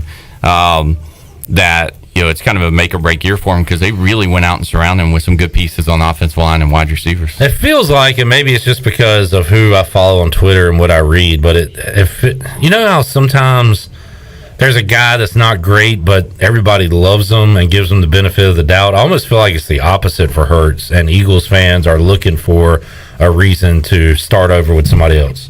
Maybe I'm wrong, but I get that feeling. No, I think Philly sports fans aren't the most patient and kind. Yeah. So I think they're really quick to move on with that. And the Brown trade probably just puts more pressure on them, right? Yeah. So now they expect to win. It's a division where I think anybody, right? If Daniel Jones, another quarterback, even though more in second years, starts out okay. Don't say Daniel Jones. No.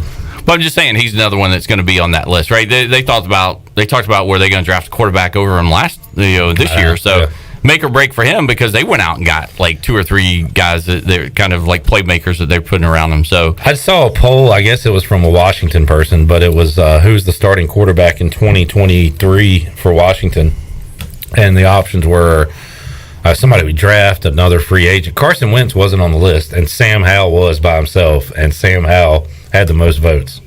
So it doesn't show a lot of confidence for Carson Wentz in Washington. While I'm worried about it, I could try to fake talk myself into thinking that, he was really good. He's been an MVP candidate before he got hurt that 1 year. But what I really don't like, what bothers me is it seems like his teammates don't like him. Like he's not a rally the troops guy. And even if you're bad at quarterback, if you can get your team to fight for you and play for you, you can win a game or two that way. It doesn't seem like that kind of guy, and that really concerns me. Yeah, I think that kind of came out with the Colts, and they just cut and moved on as quick as they could. Yeah. And the Eagles. Y'all had a quarterback like that. Taylor Heineke. Well, he's still there rallying the troops. He's not playing. He's just not playing. Okay. He's back up, so Wentz is known to get injured. I think he's been injured every single year he's played. So you got Wentz at second string and then Howell's third string. Heineke better as a backup to come in and do a little magic. Just don't start him. Just win some games that way. So it's quarterback draft, obviously. C.J. Stroud, whoever's his name from Alabama. Whoever's his name that won the Heisman Trophy. Why'd you say that? Because Alabama doesn't matter in college. If you listen to people talk about college football anymore, it's all about everything else that's going on. What are you being now? A sensitive Alabama fan? No. Jesus, we'll be winning money on them as usual. Everybody forgot. I hate that in sports. Everybody's got a chip on their shoulder somehow, some way. Are you telling me Alabama is doing the nobody believes in us card? Why not? Sort of, yeah, but no. It's like everybody's fighting over USC and UCLA is like the future of college football, and it's like, I think things are kind of okay with Ohio State in one and Alabama in another. But I'm ready to just see what it's like. When does tank for CJ and tank for Bryce start? Because then plus you have the best defensive player who should win the Heisman in Alabama as well. That would probably be the third person there. But who is going to tank for those? Because some of the bad teams already have their quarterback. They're just kind of trying to develop him as they move along. That's, I guess, the starting point. Who's the worst team in the NFL this year? Texans, Bears. Who both? I think Texans like Davis, and then the Bears drafted Fields a couple years ago. Texans can't like Mills that much. They do, not that much. We'll see, what he does this year. But then, I don't know who's got draft picks and can Washington trade up and get. The Ohio State kid, I think, is he's the stud of the draft. But I love him. What have you done for me lately? That Rose Bowl, I had all of his individual. That in running was just a thing of beauty. So yeah, I did the best. We talked about it before. I can't wait to see him. It's the best. Alabama will be fine. We'll be fine, and some of the other offenses will be fine too. But Ohio State is just going to run through that Big Ten. It's all about what they do in the playoffs. Like who they match up with. Well, I had that discussion with somebody today. It's like they were like, "What about college football?" It's 3 good teams and everybody else. We were trying to guess who it's one of those other years. Like you don't need 8 teams, you don't need 6 teams. I was like, I threw out Baylor maybe as the 4th team this year because there's going to be somebody else that doesn't like Cincinnati last year. Probably shouldn't be there, but it's Ohio State, Alabama, Georgia, and then whoever they throw in as a 4th team, right? Yeah, and you mentioned the tank for Stroud, tank for Bryce Young. I feel like I remember the tank for Tua year. I remember it well because the Dolphins played Washington in a tank off, and they went for a 2-point conversion to win the game. The Dolphins did at the end of the game, and it was like this dumbest play they've ever drawn up ever. And Fred Smoot on the radio after the game for Washington said they didn't go for 2, they went for Tua. But my point being that by the end of that year in that draft, the number 1 pick was Burrow, right? Yeah. Was that draft? It was Burrow, Tua, and then Herbert got picked right after Tua. So, Dolphins it doesn't seem likely on this day at this hour, but there's a chance that these quarterbacks we're talking about tanking for are not the first 1 pick next year. Sure. It's happened before. Yeah. It's unlikely to think about, but Devin Leary, I don't know who else it could be, but it seems like it was with Burrow, somebody that's going to transfer in, which happens all the time now, that they're not sure how they're going to react, and they just fit perfect. They're surrounded by a bunch of guys. Obviously, the receivers and everything else there. Spencer Rattler Heisman. The numbers are just great. I'm back on Spencer. I'm on the Gamecocks bandwagon this year because they got the run. We talked about that. They get the leading rusher from Wake Forest, and that kind of worked out okay for Michigan State last year too. So maybe there's something you should look at, folks. Who is that high-profile transfer quarterback that could? Is there another guy that? I mean, Rattler came to mind for me, but I don't know. All right. Well, Dylan Gabriel going from UCF to Oklahoma, and then what's his name that went from JT Daniels Oklahoma, went to West Virginia. And then we talked about, I love Daggy, who was with West Virginia, going to Western Kentucky and running the Zappy offense. So, because he ran that at Bowling Green, he's going to put up great numbers. Maybe not as good as Bailey did, but he may end up finding himself in getting drafted. All right, Wager, good stuff, man. That was fun. Thank you. Enjoyed it. Anytime you are in the area, please let us know, and we'll just chatter. I think I've seen that hat before, but what hat is that? It's the llamas. It's the Copa. Party llamas? Well, it's having a party. Fiesta. It's the Copa hat for the Hickory, who is normally the Hickory Crawdads. Who already have a cool hat. That was one of my first minor league hats as a kid. The Crawdads? H with the crawdad on the side. Crawdad, yeah. Now, I think, do you have a couch potato cap? There are other alternate identities? I do not. Yeah? There's only so much money in the bank account. But Wager, enjoyed it. Let me know when you can get back. Okay, thank you. Talk more football with you. Yep. Let's take a break. We'll come back. Patrick Mason, Daily Reflector, will join us in the Pirate Radio studios when we return on a Wednesday edition of Pirate Radio Live. After this, Julio Rodriguez will be in the Home Run Derby.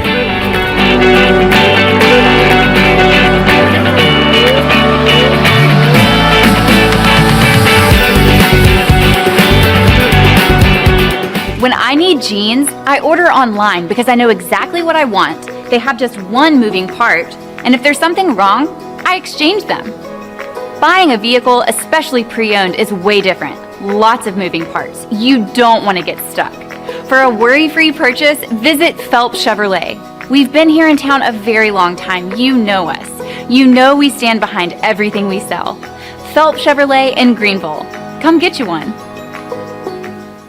Hey Chandler, what are you up to tonight? Jenny, it's Tuesday, and I'm going to go sing with DJ Captain Morgan for karaoke at The Buck. Well, that sounds like fun. I have to work. Well, what are you up to this weekend? Well, believe it or not, I'm going to go listen to some live music Friday and Saturday night at The Buck. Live music all weekend long, really? Yep, all weekend, and they also have the biggest high-definition screen to watch all the sporting events on Sunday Fun Day. I'm going to have to go check that out. Yeah, just check out The Buck on Facebook or Instagram for all the information. The Buck.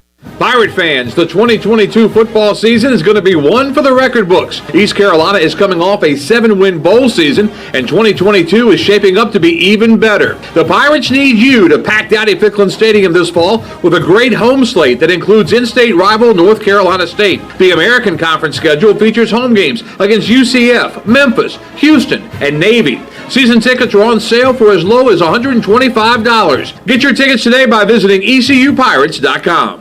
The Rick House is Eastern North Carolina's premier American-style restaurant and bourbon bar with daily specials. And here's the lineup. Mondays feature $7 margaritas and half-price appetizers. Tuesday is stuffed seafood night. Wednesday is date night. Thursday is roasted smoked lamb chop night. Fridays is prime rib night. And Saturday is Italian night and is also Fred and Wilma night with our 36-ounce bone-in tomahawk steak just like the Flintstones. And on Sunday, it's our legendary brunch from 10 to 2. The Rick House, American Provisions and Spirits, 710 Red Banks Road beside the bowling alley in Greenville. My whole business just went up in flames, but my agent was there before the fire was out. We started a plan. I've got 25 employees who could be out of a job if we didn't get this place running again. My independent agent and auto owner's insurance, they made sure we didn't skip a beat. I mean, we didn't miss a single payroll. That's incredible. For whatever lies ahead, we're always there. This is Norm Bryant with Town Insurance in Greenville. Call me today at 756-8300. Go Pirates. Your vehicle is a big part of your life. That's why you should trust the team at Greenville Auto World for all your vehicle needs. Greenville Auto World believes in fair prices, superior service, and treating customers right. Visit GreenvilleAutoWorld.net to see their fully stocked inventory of SUVs, trucks, and cars. Need a lift kit, custom rims, or wheels? Greenville Auto World can upgrade your vehicle today. For sales or service, visit Greenville Auto World on Highway 43 in Greenville.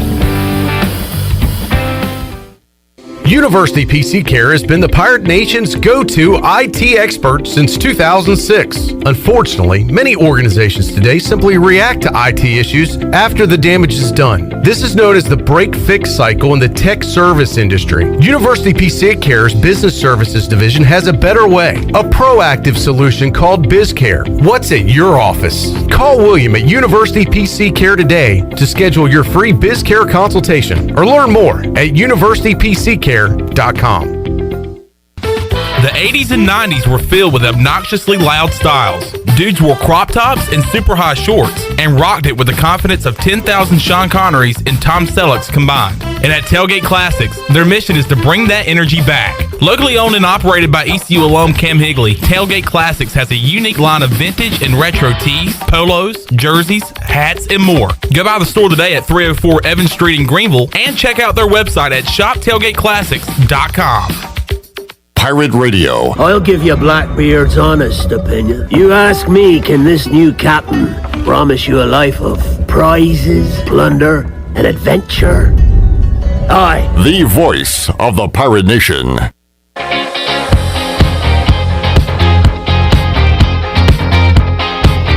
This hour of PRL is brought to you by Tommy's Express Car Wash. Come experience the difference at Tommy's. Now open at the corner of Greenville Boulevard and Red Banks Road. Doesn't your car deserve it? Visit Tommy's Express Car Wash today. Now back to the show. Welcome back. You work hard for your money at Carolina Wealth Management. We believe that your money should work hard for you. Do you know if it is? To learn more about your investment portfolio, go to mycarolinawealth.com to schedule a free consultation. That's mycarolinawealth.com. Now let's head back in to Pirate Radio Live. Here is your host, Clip Brock. Alrighty, back with you. Shirley Rhodes there. Shirley, I'm going to ask you a personal question, but you posted it on social media, so it's not that personal. Oh, geez. I keep forgetting that when I post things from my Twitter account, it shows up on other people's Twitter accounts. It says it's something about writing fan fiction. Yeah, and I used to a long time ago. I don't write fanfic anymore, but wait, so you what'd you write? There was a time in your life that you wrote fan fiction? Yes, I did. For what? Like for what show or what? Buffy the Vampire Slayer. I was thinking that. That was in my You brain. remember, that was my... Is that a generational thing? What, I feel like nobody fan around... Yeah, I feel like nobody... No, it's still... No, it's a huge thing. Well, I'd say it's a huge thing. In the circles that I run in, it's a huge thing. I guess when I played my wrestling video game, like the universe mode kind of lacks, so you have to make your own storylines and stuff. That's that's like basically kind of like what fan fiction is. Yeah. And next week we'll be playing some fan fiction Wednesday on the show. And the Patrick, survivor mode. You're going to be a part of this. Are you in? I'm in. Well, he doesn't have. I didn't ask him. I don't have a choice. Right? Doesn't matter. Are you in? He's in. He's going to be in the game, whether you like it or not. You're in. Do you plan on being here next Wednesday at 4:30? Yeah. All right. So it's the worst sports day of the year. It's the day after the All-Star game. There's no baseball games. Nothing going on. So we started this a few years ago when I used to do another show here for 2 hours. We're going to play Survivor, and it is the TV show Survivor. Mm-hmm. You familiar? There is a website, and you put in the names, you put in the tribes, all that, and it simulates an entire game of Survivor, including people finding idols, people getting in arguments, people being voted off, all that. So we're going to have 3 captains, and at 3 o'clock, they're going to draft the teams, and then we're going to run the simulator throughout the whole show, and you are going to be one of the people eligible in the draft pool to be picked. And I just hope when you join us at 4:30 that you're still in the game at that point. So, because what we do, it tells us like Patrick and CJ got in an argument at camp, and what we have to do is give the reasons why. What was that argument about? Who ended up on the right side? Okay, so you can kind of like Mad Lib it a little bit. Correct. Exactly. It tells us what happens. It's our job to fill in the blanks as to why. Why did you team up with Chandler to vote out Shirley, those kinds of things. Okay. So you're going to be on the island next Wednesday. So I love it. I wish you luck. That'll be our version of fan fiction here on Pirate Radio Live. All right, first question for you. We were talking earlier today about Robinson Cano joining the Braves, and part of the reason he's there is because Ozzie Albies is out with injury. And as I was saying Ozzie, I noticed Ozzie was trending on Twitter. I was like, maybe there's an update on Ozzie's injury. Maybe Ozzy Osbourne bit a bat. Who are the other Ozzy. Ozzie Smith did a cool flip in public that people saw. But no, it was about Ozzie Guillen and Tony La Russa. Now, I don't know anything about this. I clicked on the name, saw he might have said something, but... Two White Sox manager legends. What's the White Sox drama going on right now? So Ozzie Guillen is part of the post-game show of NBC Sports Chicago. Which is awesome because he speaks his mind like no other. The only downside is sometimes it's difficult to understand what he's saying. Right. Yeah, his English is definitely a little broken, but, he's got some strong thoughts for sure. Yeah. So what happened today was, I guess it's been happening for the, past couple weeks. The White Sox just wildly underperforming. Tony La Russa making some ridiculous decisions, and he's not afraid to talk about it in post-game. And I guess today, he was talking about they played a 2-hour game yesterday, right? And just the Indians pitcher, throws a complete game, just total lack of concentration. So he's going off on the manager saying, got to fire these guys up. And I guess John Heyman, the national baseball writer, John Heyman. Yeah. So he was chiming in or going after Ozzie saying, you're only saying these things because you want La Russa's job. And Ozzie's like, hey, man, I'm just calling it like it is. I'm not angling for a job here, whether he is or not. But he's just saying my job as an analyst, and I'm going to say what I want to say. And so they were just going back and forth on Twitter, and it got pretty heated. Okay. Interesting today that the Blue Jays, who are 4 games over 500, fired their manager because they're not living up to standards. And that's probably only going to add to White Sox fans' frustrations that La Russa still has a job, right? Absolutely. It's definitely even mine as well. Because if you look at the standings, the Blue Jays are in the playoffs right now. Right. I mean, they got a wild card spot. So which is just wild. I mean, you look at the Phillies, they fired Joe Girardi, and, they're on a tear. Joe Madden. Yeah, Madden too. And yeah, I mean, these are all teams with, expectations, and the White Sox are just here sitting on their hands.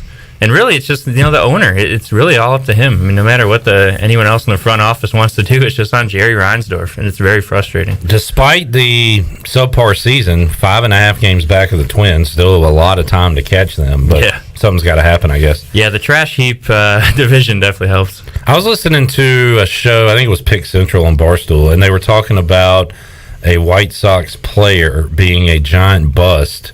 Was that Moncada, or who are they talking about? It's certainly possible. Yeah, I think it was him.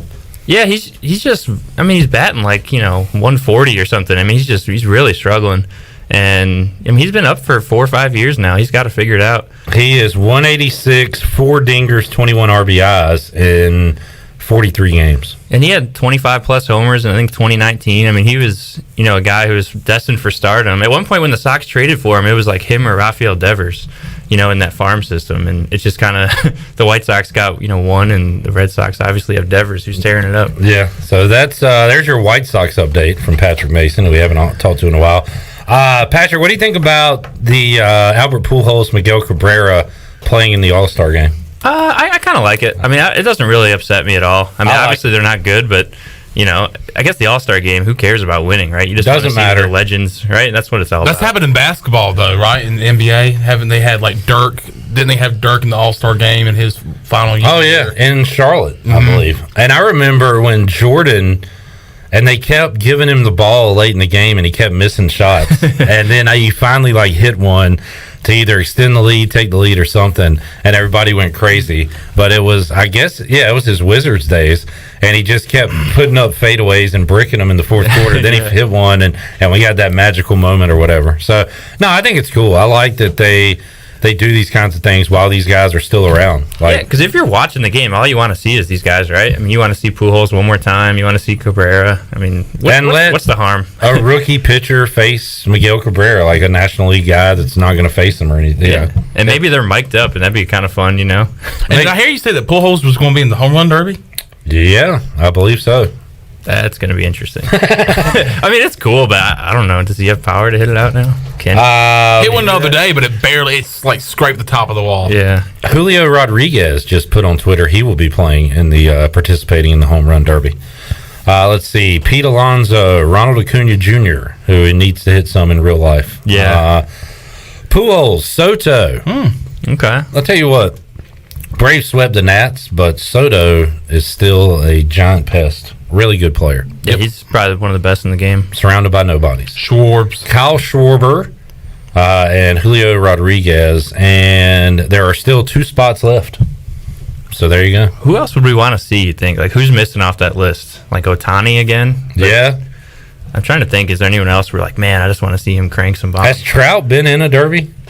No, I don't think so. I remember he won some car like early on in his career as like the MVP, and I'm like, does this dude really need another pickup truck? Let's see, Aaron Judge. Yeah, that'd be fun to see. His name's missing. Carlos Stanton. He hits bombs. Austin Riley is not an all-star, by the way. 4th in home runs, hitting 284, 58 RBIs, should be there. I'm sorry to use those those dinosaur stats with Patrick Mason here, but those are the stats I know. You know, I was thinking about, everyone wants to get all riled up about all-star snubs, but by the time the game comes around, every one of those dudes is in it anyway, because guys are going to drop out. Like, if you're a pitcher, you started the day before. The worst is the Pro Bowl. You get the awful quarterbacks. Like, Jared Goff has been in a Pro Bowl. I think Trubisky's been in one. Yep. Vlad Jr. Yeah. It would be cool to see. Which he's done it before. Yeah. He's done it in the past, but... Or how about, great swing on that kid. How about... Scouting report. I'm just going to go, old school now, but, Omar Vizquel, guys that couldn't hit home runs. Mm-hmm. Put them in the derby. Yeah. That might be interesting. I'd be cool with that. Like Ichiro, I know he always said he could hit homers. He was just put up a temporary fence like they did the celebrity softball game. Put up the net fence. Yeah, like that. Find the guys with the fewest homers and put them in. That'd be fun because they could all hit it out. I'm sure. Yeah, Ozzie Smith cranking 40 dingers at the home run derby. That would be awesome. Oh man! All right, Shirley, let's take a break. We'll come back more with Patrick Mason here as we wrap up hour 2 of Pirate Radio Live. Corey Gloor going to join us in the Pirate Radio studios in hour number 3, play-by-play voice of the Tulane Green Wave. We'll talk to him. A lot more to go. Pirate Radio Live, back with you after this.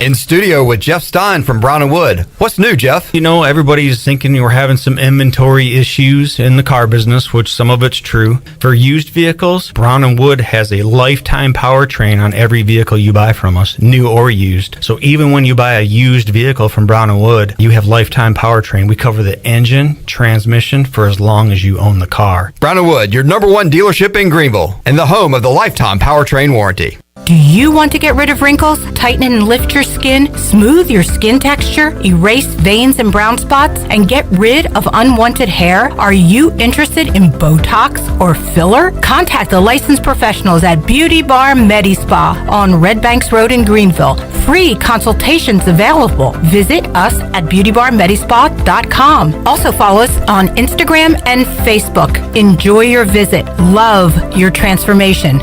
Go Pirates! Hey Pirate fans, this is Cliff Godwin. Summer is upon us and I want to invite you to attend our CG23 Youth Camp here at East Carolina University. We will offer 3 sessions of camp. All camps will be held at Clark LeClaire Stadium and campers will get baseball instruction from the ECU baseball staff and players. Campers will play games each day and each camp ends with our famous Pirate Slip and Slide. Full day and half day sessions offered. For more information, visit cliffgodwinbaseballcamp.com. See you there and go Pirates! Hey Pirate fans, this is Coach Cliff Godwin. The physicians at Orthopedics East and Sports Medicine Center have been caring for our athletes at ECU for more than 35 years. Whether it's treatment for our sports injury or it's time for that joint replacement, Orthopedics East provides the latest in operative and non-operative orthopedic care, physical therapy, and diagnostic testing. For experienced and professional services, call the team at Orthopedics East at 252-757-2663 or visit them online at orthoeast.com. Go Pirates! North Carolina State Parks is proud to announce that they have partnered with the Hometown Strong program. Our visitor centers are now equipped with public Wi-Fi to help kids with school. Remote learning has become a critical public health measure in maintaining social distance and continuing to educate our young people. Take advantage of Wi-Fi and a hike at Goose Creek State Park or a day trip to the beach and access remote learning at Fort Macon State Park. For more information, visit hometownstrong.nc.gov. Welcome to US Cellular, where new and current customers choose any phone they want for free. Free? Even the one with 5G and lots of storage? Free. And the one with the latest everything? Free. At US Cellular, any phone you see is free, whether you're a new or current customer. US Cellular, America's locally grown wireless. Terms apply. See uscellular.com for details. This is Brandon Tate, owner and operator of Atlantic Wireless, an authorized agent for US Cellular since 1997. Visit atlanticwireless.com to find the store near you. We go beyond the call. Hey Pirate Nation, this is Scott Harris with RE/MAX Preferred Realty. I've been in Greenville over 25 years. I'm a proud graduate of ECU. If you're looking to buy or sell a home, then give me a call today and let me help make your real estate process fun and easy. I keep it simple and explain the process every step of the way.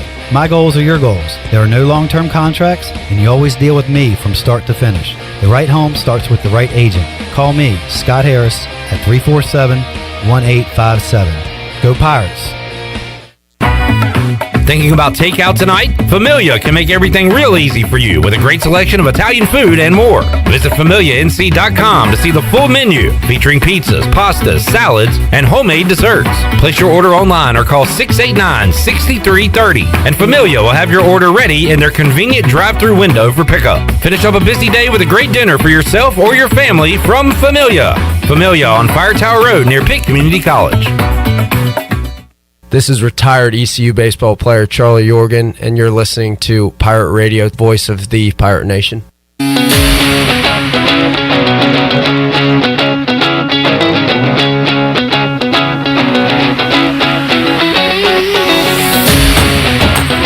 This hour of PRL is brought to you by Tommy's Express Car Wash. Come experience the difference at Tommy's. Now open at the corner of Greenville Boulevard and Red Banks Road. Doesn't your car deserve it? Visit Tommy's Express Car Wash today. Now back to the show. Welcome back. Hey, Pirate Nation. The Pirate Radio football kickoff party is approaching fast. The tickets are going to go on sale tomorrow morning at 10 a.m. for only $10. 100% of the ticket sales will be donated for local charities.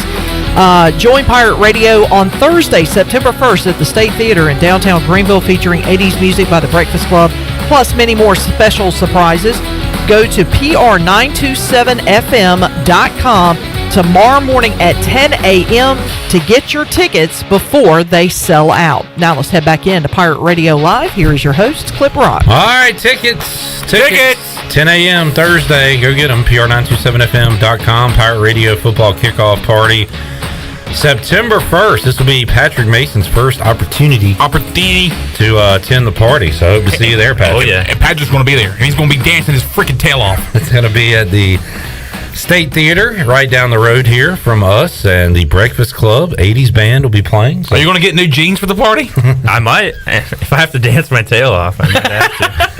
Dance your pants off. We hadn't seen you in a couple weeks. It's been hot. Of course, we've been getting a lot of rain lately to cool it down some, but did your legs ever see the light of day? They did, yeah. I let them out a little bit. let them loose. I showed them around the block a little bit. Okay. Let the boys out. Oh, this is what Rocky Mountain looks like. Right. Yeah, they were good, so I let them out a little while. All right, good deal. Good to hear. Yep.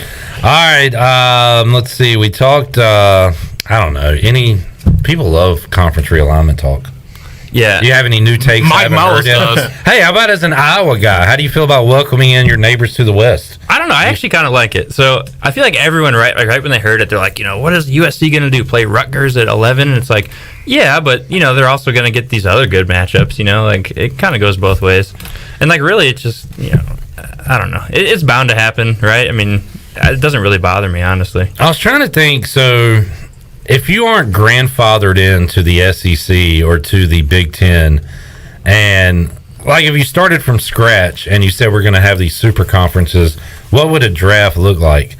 And Ohio State and Michigan would be a part of that draft and would be in there. For sure. But would Illinois, would Indiana, would Iowa, would Michigan State? Yeah, that's a good. Like I don't know. Northwestern, stuff. Northwestern, no. Right. Nebraska, do they have maybe Penn State? Honestly, I feel like Nebraska probably would. I'd even lump Iowa in just because that's like their pro sports. You know what I mean? There's no other really sporting team you can follow out there. True. You just got to piggyback on a pro sport. God, so to them, it's huge, and they're going to watch every game. Are you old enough to know that Nebraska was really good at one point? Yeah. Okay. And they still think Chandler, you aren't. Oh, like when at trivia, which tonight 8:00 sports trivia at AJ's. There's been times where you talk about past like Heisman Trophy winners. When I bring up Tommy Frazier and Eric Crouch, yes, and you're like, I don't know. And I'm like, Nebraska? I mean, they were the deal with Tom Osborne in the early mid '90s. Yeah, I mean, they still think they're that same team. They do, and they are not. No. So maybe Wisconsin. I don't know. Just a thought I had. Like in the SEC, is Mississippi State or Ole Miss? Are they that attractive? I mean, sure. LSU, Auburn, Bama, you've got those, but I don't know. I don't know how many of these schools would be left out if they weren't grandfathered into the new world. And I was wondering too. So, say you're Illinois. You're not good at really any sport, like national title hopes wise, but you're probably better off still in like the Big Ten, right? And just being like the bottom feeder. Absolutely. Like, yeah, no matter what, right? It's still beneficial. You want a seat at the table, even if it's over in the kiddies table. Yep. You're still there, and you can. It's one of the dumbest, prideful things that people have, conference pride. Like, Big Ten won again. Mm-hmm. Well, guess what, Northwestern? It was Ohio State and not you for the 100th year. And now all these conferences are just adding more, getting more watered down. Like, does the name itself even matter? Like, Big Ten, how many teams are in there now? 16? Right. It's like, it's definitely weird. And I mean, what's, the answer to this? Can you have, relegation or something? Can you have different? That would be awesome. Different tiers. But it would never happen because you go into these long-term TV deals and you're guaranteed to have these certain schools. So I don't know if you could put a relegation clause into that. I don't know. Maybe if you're in that bottom tier, right? That's almost a whole nother conference. So it's True. We just break off and make a good conference. It would be so exciting though if you were having to either stay up at the Big Ten, like if Illinois and Indiana played in a game nobody usually cares about in late December, but they're playing to stay in the Big Ten. Yeah. Loser drops to the Mountain West or the MAC or whatever, and then you've got Boise State taking on San Diego State. Winner moves up. Like, how awesome would that be? Is that something that American sports just kind of missed the boat on? Like, can you go backward? I don't want to say backward, but can you move to relegation after you just didn't have it? You know what I mean? Like, Right. is anyone really going to be for it? I mean, all the fans probably would be. Like you said, it'd make late game or late season random matchups interesting. But a team would be like, no, I don't want to do that. Oh, sure. Like the ADs. No Big Ten AD is going to agree to this. Exactly. And they shouldn't. It's all about, you got to be selfish. You got to look out for yourself. It's not about what's best. It's about what's best for you. So there's your lesson in life today, folks. All right, Patrick, anything else going on? No, I mean, it's definitely that part of the year. We talked about next week. That's where it gets really scary, where there's nothing on TV. And that's why we're playing Survivor next Wednesday. What, if you could watch one movie the rest of your life, what would it be? I would probably have to pick You, Me, and Dupree. Have you guys ever seen that movie?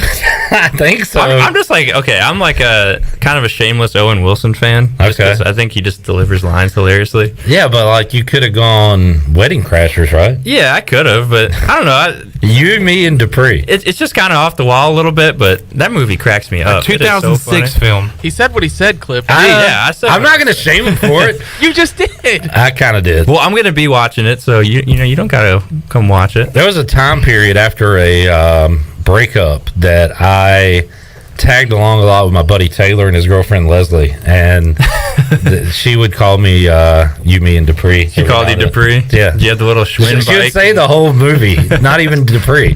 Hey, You, Me, and Dupree. You hanging out tonight? That's awesome. I guess we are talking offensive line and tight ends tomorrow with Stephen Igo from Hoist the Colors. Iowa is well known for both of those position groups. Who is your favorite offensive lineman for Iowa? Who is your favorite tight end from Iowa? Oh, now, man. go. Favorite tight end? Oh, man. Especially especially offensive linemen. That's such a random position group. I don't even know. Brian Bulaga. Is he from there? He is. He played for the Packers, though. Yeah. Oh, true. I liked it. Oh, wow. Washington Redskins had an Iowa tight end that you've probably never heard of. Do you remember Zeron Flemister? I do not. He was an Iowa tight end. Does Dallas Clark ring a bell? Yeah, way back when. So who is the new class? Is it was Kittle? Yeah, he was in there. Yeah. Probably him. Would he play for the Niners still? Hawkinson? Is that what you were going to say? TJ Hawkinson? He did. Yeah, he went there. Noah Fant and TJ Hawk. They were in the same draft. Noah Fant? Yeah. So who's your favorite? Maybe Kittle. All right. I'm going to go with Zeron Flemister. Go home and look up his highlights. I got to spell that first. Zeron Flemister. Great name. Because Chris Berman, he didn't do much. Let me look at his career NFL numbers. When he would catch a rare touchdown, I'm going to say he had less than 10 in his career. Yeah, that's probably safe. Zeron Flemister from Chicago, went to Iowa. What year? Does it say like year he played? He played in the Redskins in the late 90s, early 2000 to 2003 with Washington. So he was late 90s. That's kind of a position that was forgotten in the passing game back then too. I don't know. Flemister caught touchdowns.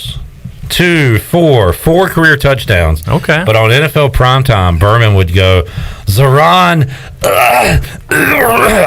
Flemister for the phlegm in the the throatal there. So I do remember that. Patrick, we'll wrap it up there. Sounds great. See you next week. Yep. Good luck on Survivor. Let's take a break. We'll come back. Corey Gloor is here. Repping the Green Wave. Not just on the show, but here. Butt Disgusting. in seat. Feet on wood. We will talk to Corey Gloor. We'll talk Tulane, what he's been up to, a little bit of everything when we return hour 3 of Pirate Radio Live after this.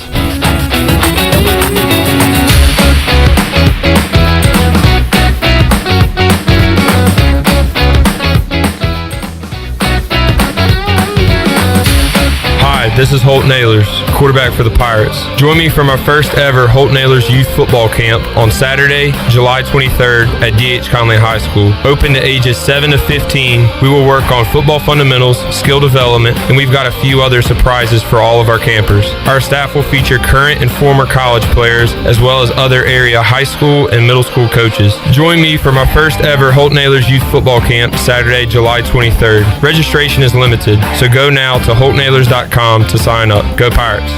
Hey Pirate Nation, Lindsey Gray here with Carolina Caliber. In 1960, my granddaddy started his firearm business right here in Eastern NC. Still family owned and operated, we have the area's largest selection for outdoor shooting sports and accessories and are one of the nation's top firearm dealers. At Carolina Caliber, we have everything you need from hunting, home defense, and personal protection, including a wide variety for ladies and youth. We buy, sell, and trade. It's a time-honored tradition. Visit us at Carolina Caliber on Fire Tower Road in Winterville.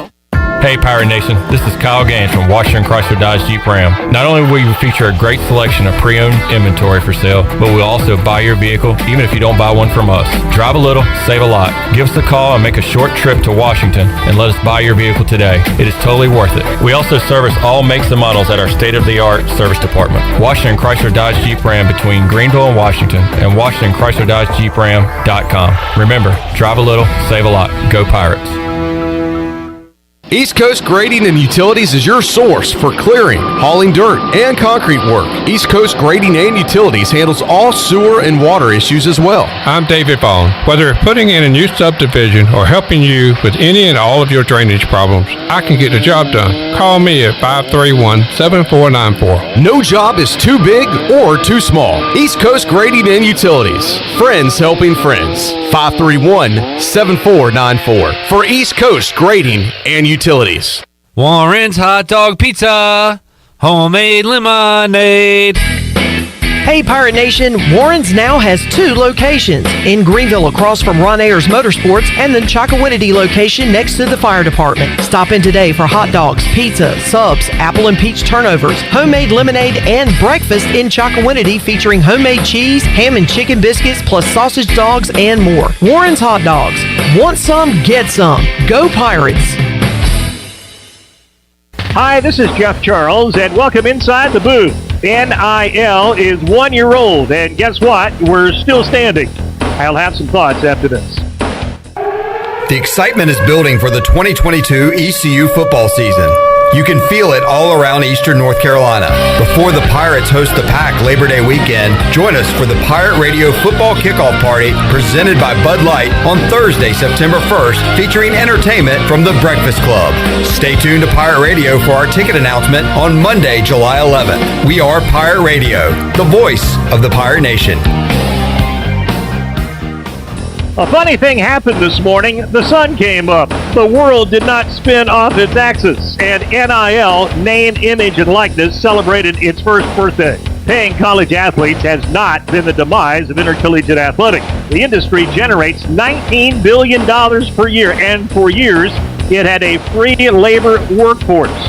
What was fair about that? Absolutely nothing. It was a farce. Sure, the NCAA empire has crumbled, but stunning leadership failures and a sorry lack of vision contributed to the downfall. The NCAA is now looked at as powerless and with little respect. As time goes by, we'll see how NIL affects intercollegiate athletics. One thing is for sure, it is here to stay. Get used to it. Come on back again next time, and we'll visit inside the booth. This is Pirate Radio, WGHB Farmville, 1250 and 92.7 FM Greenville, WDLX Washington, 930 and 104.1 FM Washington.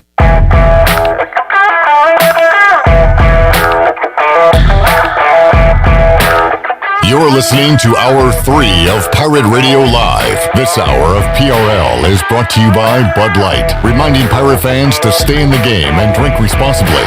Bud Light, the official beer of the ECU Pirates, and proudly distributed by Carolina Eagle Distributing since 1989. Now, back to the show. Welcome back. Live well, move more, and hurt less with Kinetic Physical Therapy. If you're recovering from an injury, getting back into sports, dealing with everyday pain or fatigue, then Kinetic Physical Therapy can help you get back on track and live well. Kinetic has nationally certified therapists for physical, occupational, speech, and massage therapy, all in a state-of-the-art facility on Arlington Boulevard in Greenville. Visit kineticptgreenville.com for more information. Now let's head back into PRL. Here's Clip. All right, back with you, Pirate Radio Live here on a Wednesday, and the studio is packed as we welcome on. We have not talked to this guy in a long time.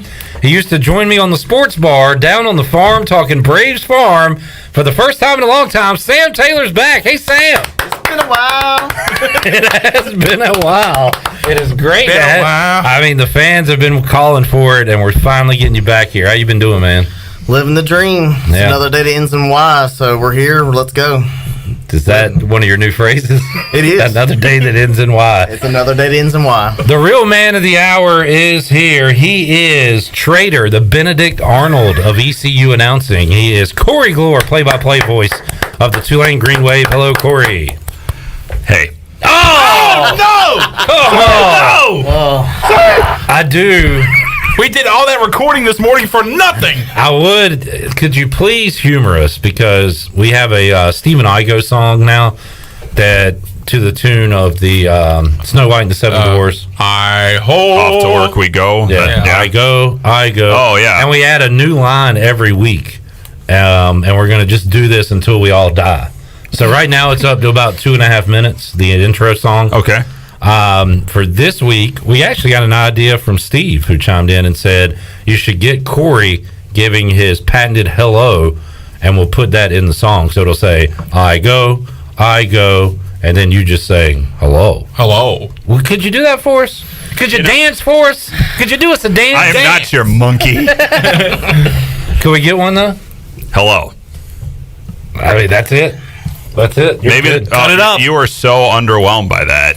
Maybe another one will be happening before I leave this chair tonight. All right, fair. Hey, by the way, voice sounds great. Thank you. Yeah. I've done nothing to it. And I do want to ask you this. What size shoe do you wear? I wear 13. That's a big foot you got over there. Well, two of them, I should say. Two big feet. Both are 13s. Two 13s. All right, fair enough. Any questions for Corey? This has been great, boys. Thanks. Great to see you. Hadn't seen him in a while. I figure you want to catch up with him, right? How's life? It's doing good. How's New Orleans? And what I like to call the Big Easy. New Orleans is treating me well. It is getting just flooded with rain currently. I got out at a good time, apparently. But it's been good. It's been real good. Was it a culture shock for you when you first got down there? I wouldn't say a little bit. There is the Cajun dialect takes some getting used to hearing and understanding, but I think I have a good grasp of it now. I thought it was humid here, and then I lived down there. Mm-hmm. It's suffocating in June, July, August, September, October, November. Most of the year. A lot of months that end in R. A lot of like multi-shower days for your boy here. How is the food? Unbelievable, Chandler. I have gained 20 pounds since That's not true. That's not true. Oh, it is true. Trust me, I weighed myself before I left for vacation. Or you go to gain more weight on vacation. Yes. Where is I'm going to come vacation? back. Well, this is. I am currently in the midst of it. This is why I'm here. You're not here just for this segment? This is his vacation. I centered my vacation around this. We're doing a new policy here. We got a lot of money coming in, so we're flying in. No, you work in sports radio. You don't have a lot of money coming in. That is true. We're flying in opposing teams. Yeah, you chartered me in for this appearance. Have you been caught up in the voodoo? And a lot of voodoo down there in New Orleans. Has that overtaken your life? It has. I have many just sharp twinges of pain in my back and my shoulders that I'm pinning on voodoo and not my deteriorating body. All right. Have you participated in the fun that is Mardi Gras? I did, yeah. That was such an old man question. That's like my grandfather. Did you show your? So did you do the Mardi Gras? Some beads? The Mardi Gras. I saw on the internet. So what's this Mardi Gras? On the Facebook that the Mardi Gras was a big thing. So yeah, you feeling like you're fitting in down there? Yeah, I think so. Enough? I mean, I've gained some weight, and I was told right when I went down there by our athletic director, it's like, you're going to gain 15 pounds. There's nothing you're going to be able to do about it. The freshman 15. And he was correct. There you go. No, it's been great. The school has welcomed me in. They seem to like what I do. I like working with them, and the city seems to have taken to me by, not acknowledging me, and that's okay with me. Did you tell Ron Hunter I appreciated his follow on Twitter? I have not yet, because the tricky thing with Ron Hunter, and I love Ron, when he doesn't really need to be in the Tulane Athletics buildings, he's hard to find. And so he's probably golfing regularly. I was honored. I don't know why. He's probably he followed me since then, but we'll see. Jenny has a question via Facebook Live. Are you playing trivia later at AJ McMurphy's? It is a possibility. I would wager a distinct possibility I will be making an appearance at trivia tonight. In NFL injury terms, are you probable, questionable, doubtful, out? It is probable I will be at AJ McMurphy's that's tonight. Up there. Wow. That's up there. I like the chances. Big news, big news. You want to talk about who you're staying with while you're here? Sure. It's the guy that was in the news a couple of weeks. Staying with... He was in the news? What'd he do? You don't want to know. I'm staying at the Pitt County Detention Center. Free lodging, meals. Oh, it's been great. That is a pretty good idea. If you go on vacation and don't have somewhere to stay, just get arrested. Just go get arrested. Like minor offense that'll like keep you in there. Public urination. A couple nights. I'm leaving town Friday, and so just 3 nights in jail, get a free bed, get some meals. Like we're talking about, can't do that. I'm doing this on purpose. Some outdoor time. Yeah, I'm talking about going to the beach for the day with my wife and daughter. Oh, go to jail. And we just go down there and be like, "Can we stay another day?" I'm like, "Sure." Go steal that Snickers bar and let's spend the night. Go take that candy from that baby. Not a bad idea. No, I'm staying with Malcolm Gray. Oh yeah, did we even say that? Malcolm Gray. Congratulations to our buddy Malcolm Gray, who is now in charge of the media relations at East Carolina. I thought you were going to say in jail. He remained. He could be in jail. I haven't heard from him much today. Do you have a criminal record? Not that I'm aware of. I've moved a lot of cities, though, so... I know. Have I changed names? Is Corey Gloor a stage name? Funny you bring that up, because a lot of announcers, people in the biz, do change their name. I think the last time I was in this studio... You changed your name? No, I did, yes. My name was Mark Watson. But I discussed my father as a broadcaster, and he still is back home in Rockford, Illinois, and he has a television name. Yeah. Yeah, he goes by Andy Gannon. He changed his last name. They asked him to when he got the job back in the 80s. That was like maybe more popular a deal. Yeah. than it is now. Yeah. A lot of people are changing back to their, like Mark Watlington, right here in town. Ken Watlington. Ken Watlington. Who's Mark Watlington? That's me. Sam, if you could change your name, what would it be? I know you've thought about this a lot. You know, like that Keegan and Peele skit where they do the football players? The football players. Oh, yeah. What was it, like Waxon, Flaxon, Jackson or something like that?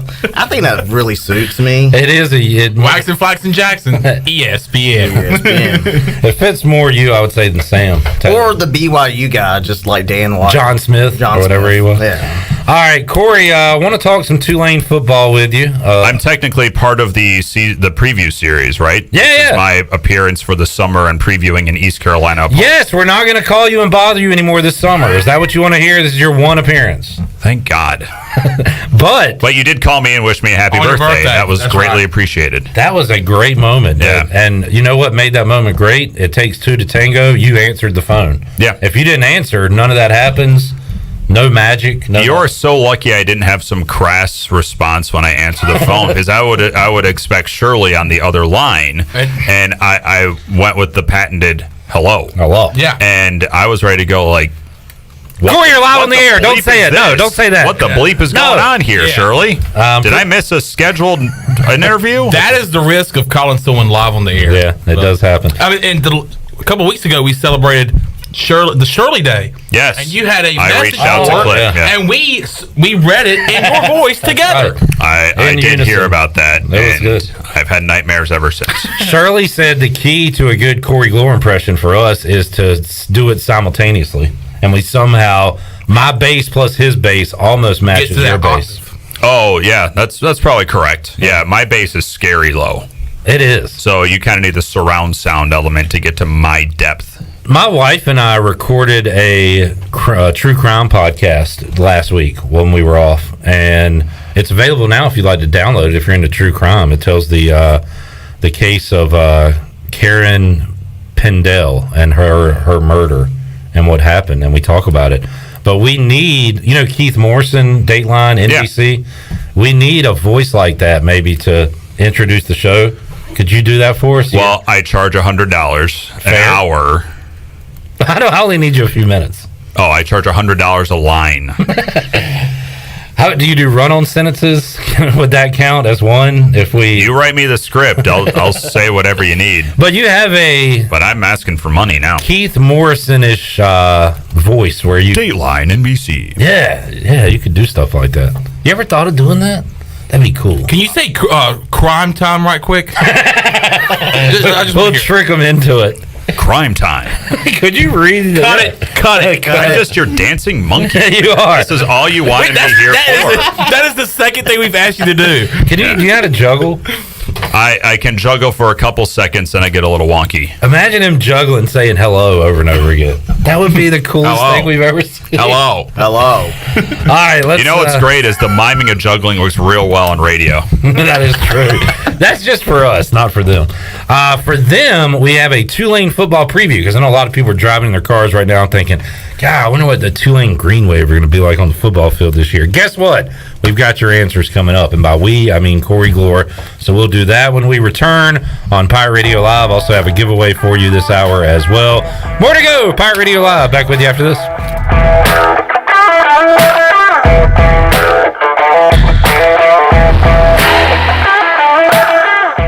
Winslow's Deli is now Fifth Street Hardware, restaurant and tap room. With a brand new look, Fifth Street Hardware also has a brand new menu, serving lunch and dinner every Tuesday through Sunday, and brunch starting at 10:30 on Sundays. What else is new? Well, how about poker every Tuesday night and Trivia Wednesday with DJ Captain Morgan? It's a new look and a new name, but the same great location on Fifth Street beside the State Theater. Follow them on Facebook and Instagram for specials and events. Fifth Street Hardware Restaurant and Tap Room. Do you need custom t-shirts, apparel, or promotional items for your business, organization, or event? Keep it local. Print it local with University Sportswear. UniversitySportswearENC.com is your one-stop shop for all promotional products for your business. With over 1 million items to shop from, UniversitySportswearENC.com offers high-quality products at prices to fit any budget. Visit UniversitySportswearENC.com for contact information and to get shopping. UniversitySportswearENC.com, the official sportswear provider of Pirate Radio. America's favorite light beer, Bud Light, is also the official beer of the ECU Pirates. When planning your fun times at the pool, river, beach, or backyard grilling, be sure to pick up some Bud Light at your favorite retailer. Bud Light carefully brews their beer to be perfect for anywhere there is fun, because when there's fun, Bud Light is there. Have fun this summer, Pirate Nation, and always stay in the game and drink responsibly. Bud Light, the official beer of the ECU Pirates, and proudly distributed by Carolina Eagle Distributing since 1989.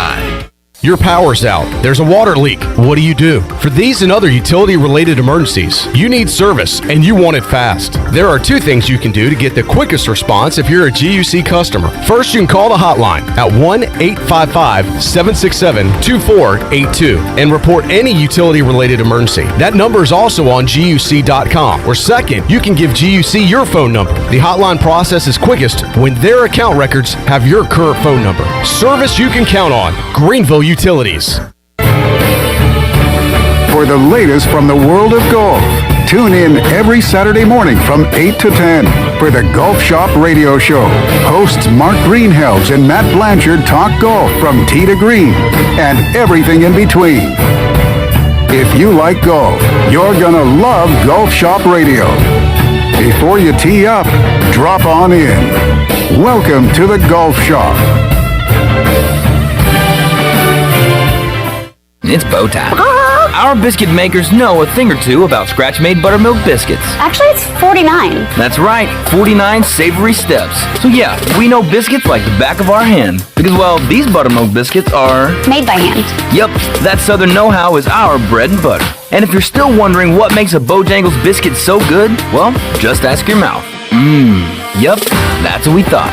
Come celebrate Bo's Buttermilk Biscuit Month with a scratch-made Cajun Filet biscuit. It's bow time. The convenience of Pitt Greenville Airport is waiting just outside your front door. Service is back, so you're connected to destinations worldwide through flights from American Airlines. Plan your next trip. Book your flights today at flypgv.com or aa.com. Avoid the long check-in lines and congestion at the big airports and fly local at PGV. Fast, convenient, and close to home, PGV has more American Airlines flights. Book today at aa.com. PGV, where the pirates fly. I can't think of anyone who doesn't love a clean car, but how often do you actually go to the car wash? Does it take too long, or maybe it's just not a very nice place? Tommy's Express changes everything. Our wash is bright, inviting, clean, and fast. I love the flat conveyor belt. So easy to pull onto, much smoother ride, and safer for my car. And when you join Tommy Club, you can wash as often as you like for one low monthly price. I save money and time. We're Tommy's Express. At the corner of Greenville Boulevard and Red Banks Road, Greenville. Hi, this is Phil Steele of Phil Steele's College Football Preview Magazine, and you're listening to Pirate Radio, the voice of Pirate Nation.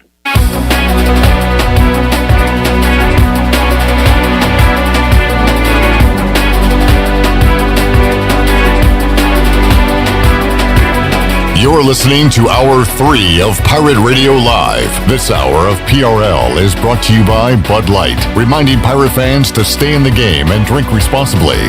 Bud Light, the official beer of the ECU Pirates, and proudly distributed by Carolina Eagle Distributing since 1989. Now, back to the show. Welcome back. To get the business services that are right for your business today, contact the team of experienced local bankers at First Bank. The team includes bankers you can trust like Ashley Capps, Lee Watson, Bonner Latham, Chris Richards, Josh Hooten, and Heath Nesbitt. First Bank, together with their customers, they're creating a world where individuals and communities thrive.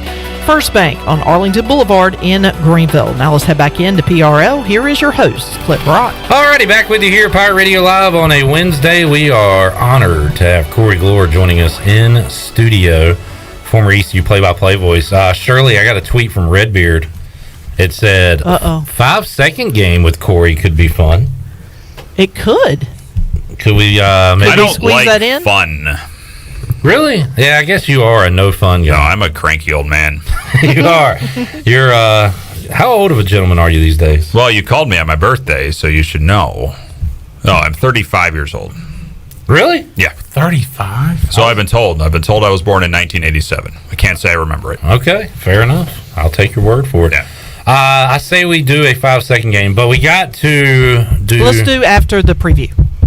Correct. Let's give people a legitimate football preview, and then we'll break out the 5-second game. Let's have a spat about Michael Pratt. A spat about Pratt? You've been loading that up for a while, haven't you? For the past 3 seconds. You've been, oh, wow. That is sharp. All right, let's have a spat Pratt. The third-year quarterback of Tulane football. Yeah. The who? Third-year quarterback. Oh, of third Tulane year. football. I thought you were saying This is his third year? Third year, yes. Very injury-riddled last year. Is he the starter, number one? He's the starter. Okay. Yeah. I feel like, and maybe this is not fair, Corey, and maybe it's because he came on the scene first year, we were excited about him.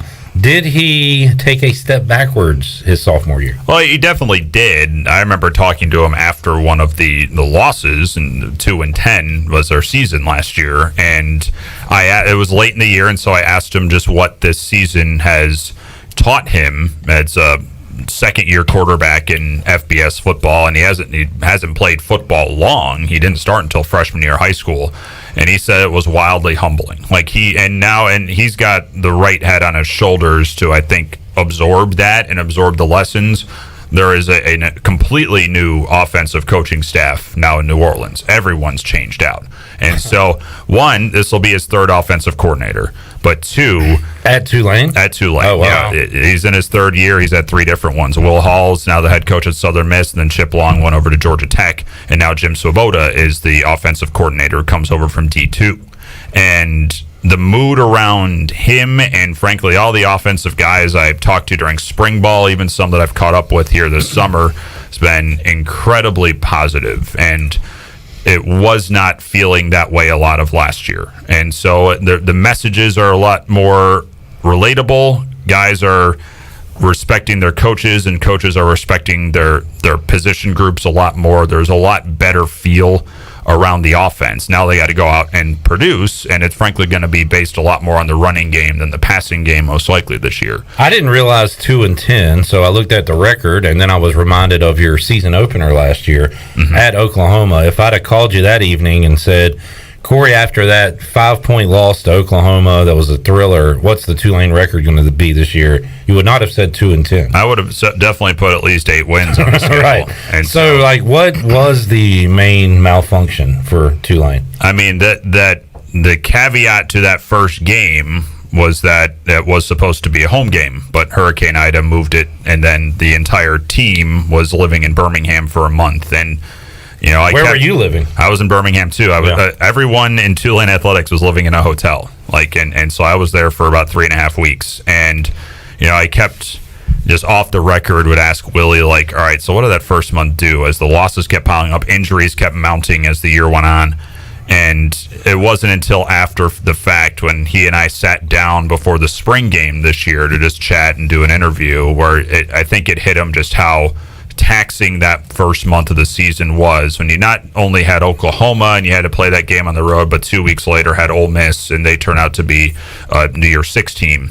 And so it was a realization that first month of the year wiped a lot of those guys out. And then as the year went along, the offensive strategy was not clicking with the personnel. The line couldn't block for their quarterback, and that's why Pratt had pretty much every malady you could think of. And then it led to kind of a sliding season. It was pretty much an avalanche where just nothing seemed to go right. All right, let's talk offensive weapons. Are the Watts boys still there? Deuce and Fat are still there. Deuce and Fat, greatest names in college football going right now. Still there. How about the other weapons for Pratt this year? Who are you looking at? Well, the 2 tight ends are back, and frankly, those were his 2 more trusted weapons last year, Tyreek James and Will Wallace, and they return.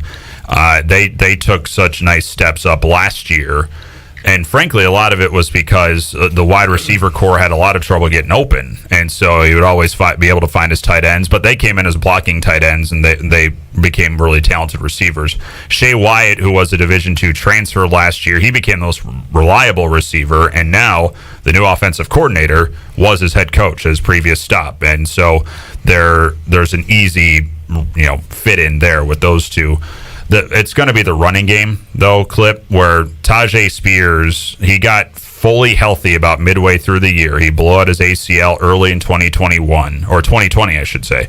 And then last year wasn't healthy until about the bye week.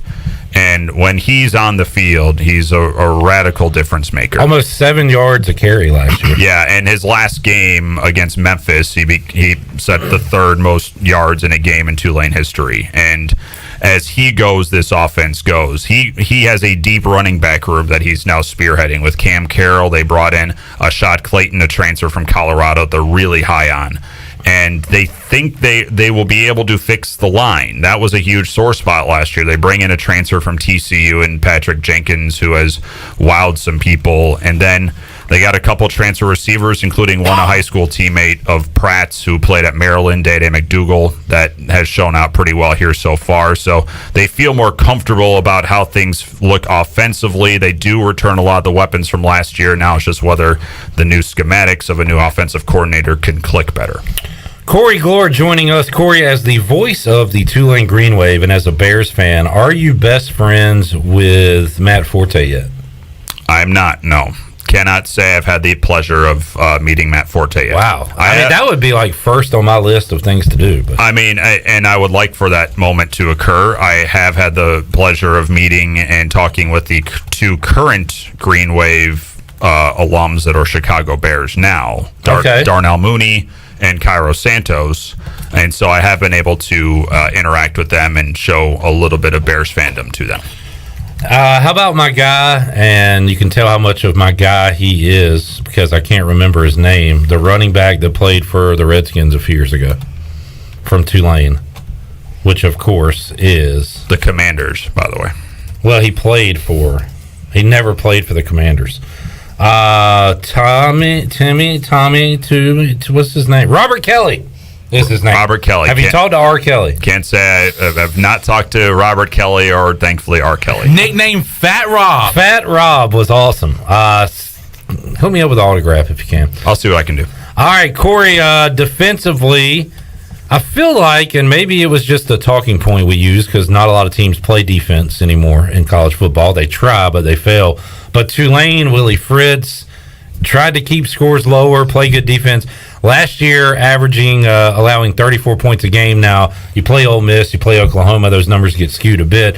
But they gave up 50-plus to ECU. I think Houston had 40. SMU had a lot. So, defensively, if their offense improves, can their defense be good enough to win games? Well, the defense was kind of a Jekyll and Hyde last year. The first half of the year was abysmal, and they know that. The second half of the year, the bye week came, and that's when things started to reverse course defensively, where they started only giving up about 20, 25 points a game, and that's winnable in college football in this day and age. Chris Hampton was in his first year calling plays as a DC that year, and he needed time to adjust to that. And once the bye week came, and that lined up with the return of the star linebacker, the captain of the team, Nick Anderson. As he goes, the rest of that unit goes, and he was out for about 4 or 5 weeks in the first half of the year.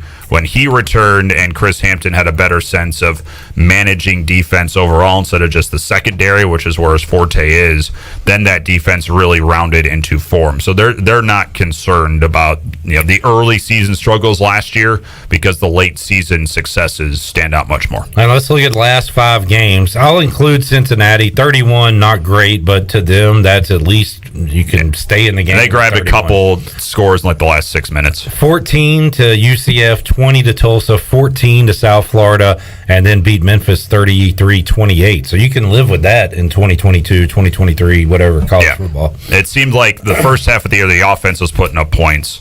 and the defense couldn't stop anybody, and then it reversed in the second half of the year. All right, looking at the schedule this year, UMass, Alcorn State at Kansas State, interesting non-conference game, and then Southern Miss. That's a fun one. I'd like to see them added to the East Carolina schedule again. So non-conference looks a lot different than it did last year. It's a lot less daunting to the eyes, and it's a lot more appealing to try and make bowl eligibility. I'll say that. Now, they thought they had a pretty good team last year, and things just went haywire before the season even kicked off. And now, hopefully, that doesn't happen again. But they have 7 home games. Those non-conference home games are all very, very gettable. Even that road game at Kansas State is a gettable game. And then conference play, they have Cincinnati on the road at the end of the year. They didn't get a great draw here with Houston, Cincinnati, SMU. Yeah, we don't get Navy or Temple on the schedule, and that's the second year in a row. And so, South Florida is the team at the bottom there that Tulane will have. Of course, Tulane was near the bottom last year, and so a lot of teams will look at that and see, we got Tulane on the schedule. But, yeah, there is a challenging road. The non-con sets them up where they can grab a win they maybe shouldn't in conference play, then they'll be bowl eligible. So you start 3-1, let's say. Let's say you lose at Houston on a Friday night in September 30th. That East Carolina Tulane game, October 8th, looks like an important game at an important time of the season. I think if you ask Willie Fritz now, he probably is looking at that Week 6 game as saying that's a game that we should snag, that we should try and get if we want to be back in the postseason. And last year was, snapped 3 straight years without a bowl game, or with a bowl game, I should say. And so that they know that if they need to get back to that, Cincinnati's going to be tough on the road. Houston on the road, tough on the road. Hosting ECU, you go to Tulsa this year. You do get UCF at home. Maybe you can snipe that one. Those swing games that Tulane could not grab last year, they're going to need to grab 1 or 2 this year. And I don't like asking this question, but I mean, Willie Fritz, like hot seat meter. I mean, is there 2 and 8, 2 and 10 is not good. It's the first year he's truly had like that since coming to New Orleans. Oh yeah, I know. So I'm aware of that. I don't think there's a relatively warm seat under him. It was getting a little toasty as the year went, but then I think the acknowledgement of just the avalanche of what that season was, and that being the first time something like that has ever happened when he's been there, I don't think there's anything to worry about with him. All right, good stuff. Yeah. Tulane Hoops, Ron Hunter is the coolest guy ever. How about Tulane Hoops? Any early take on them this year? I think they have a chance to be legitimately good. They bring everyone back from that team a season ago that finished 5th, and that's the high water mark in this league. And they, I have an early glimpse at the matrix, the scheduling matrix of where they go and who they only see once in the league. It's going to be a tricky conference slate, no question. But that's an extremely high-powered offensive team and a defense that is just tricky to figure out, and you saw that creep in the conference season last year where they just threw fits at so many people that came their way, and they made that building on campus a real home court. Yeah, that was so cool. Now it's a real tough place to play. One of ECU's best wins last year came against Tulane early on conference season. And there aren't many others to choose from. I guess Memphis. And with Ron Hunter, which I hope he does this, I hope he wears either the same exact outfit he had on or take it up a notch, because that was awesome. It was there was a coat involved. It looked like a sport coat, but there was a big chain. And he had like a tight shelf. Are you talking about during a game? Yeah. He had it during the game. He took the jacket off. He had like a tight black T-shirt, like a nice T-shirt. The game gear. Yeah, in a gold chain. Yep, I do remember that. Everything he does is cool. I don't know. I'm a cool fan. Guy. I'm a fan. He's a great dude, and when we were coming here, I think it was in January, and he was telling me just how challenging it was to play in this building. There was something about it, and Tulane has not won here in men's basketball since he was been the head coach, and so that's a nut he's going to try and crack next year. Oh, did he ever find any balls to shoot with pregame? I heard that was the story. Do you know what I'm referring to? Yes, I do. Yes. That actually became a big deal. But anyway. All right, Shirley Rhodes, let's open up the booty bag here on a Wednesday. Booty, booty, booty, booty, booty everywhere. Booty, booty, booty, booty, booty everywhere. All right, 317-1250. What are we giving away today? How about a pair of tickets to a Down East Wood Ducks baseball game? All right, go see the Woodies on us right down the road at historic Granger Stadium. What caller are we looking for? 12. Caller 12, 317-1250. We're back with more Pirate Radio Live after this.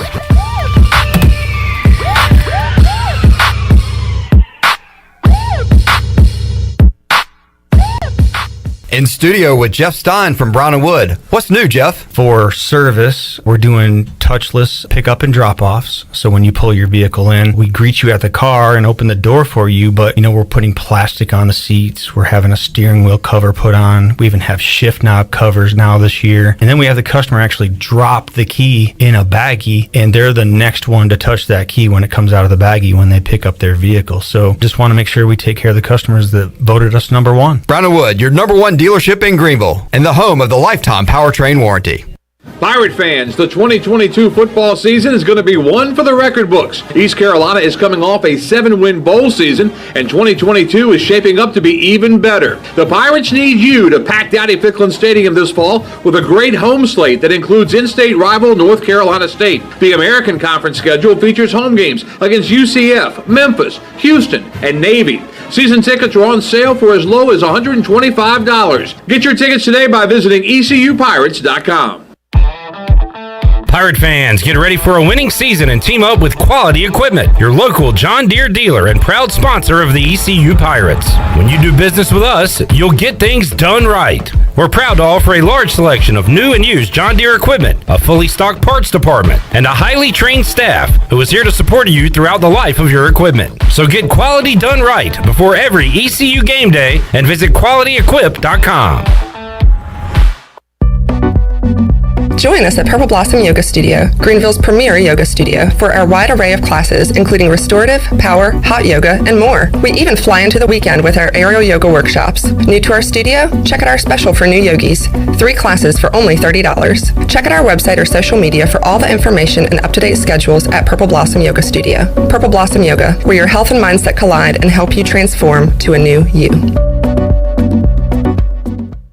UBE and PirateWear.com is excited to offer Pirate Nation the largest selection of new ECU merchandise and tailgate supplies ever. UBE has the best prices in town, so that makes UBE your one-stop shop for all things ECU. UBE does daily restocks of Champion, Adidas, and Under Armour. Don't forget to bring your young Pirates in to plunder the Crow's Nest, which is the only kid store dedicated to ECU. Plenty of free parking uptown in Greenville. Visit them at PirateWear.com. Go Pirates! The best burgers around.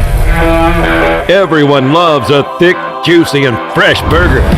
Tiebreakers in Greenville, plus the all-new Tiebreakers in Winterville, do real burgers better than anybody. So don't just go to any burger-themed restaurant chain. It's time to break the chain and eat local. Tiebreakers, real burgers at its best. Everybody loves burgers. This is Talbot Green with Angel Oak Home Loans. The real estate market is extremely competitive right now. The importance of being pre-qualified is absolute must before you begin shopping for a new home. At Angel Oak, we offer a wide variety of programs ranging from conventional, government, and portfolio loans that fit most financial situations. To get started, contact Talbot Green, Braxton Green, Joanne Weir, or Wanda Hager at 751-2060. NMLS 1719250, Equal Housing Lender. Hi, I'm Annalie Newhoff. And I'm Rob Campbell. And we are with CopyPro. We have been locally owned and operated here in Eastern North Carolina for almost 50 years. CopyPro is the leader in office technology. Does your business struggle with keeping printing costs low or producing professional documents? Here at CopyPro, total customer satisfaction is our #1 priority. We have a variety of solutions to help reduce your printing expenses and make your business more productive. Call us today at 1-800-682-6558 or online at copypro.net. CopyPro, we are the professional office systems people. Pirate Radio. This mother is still rocking. We're just glad to be here alive and kicking butt on Pirate Radio. Let's go. The voice of the Pirate Nation.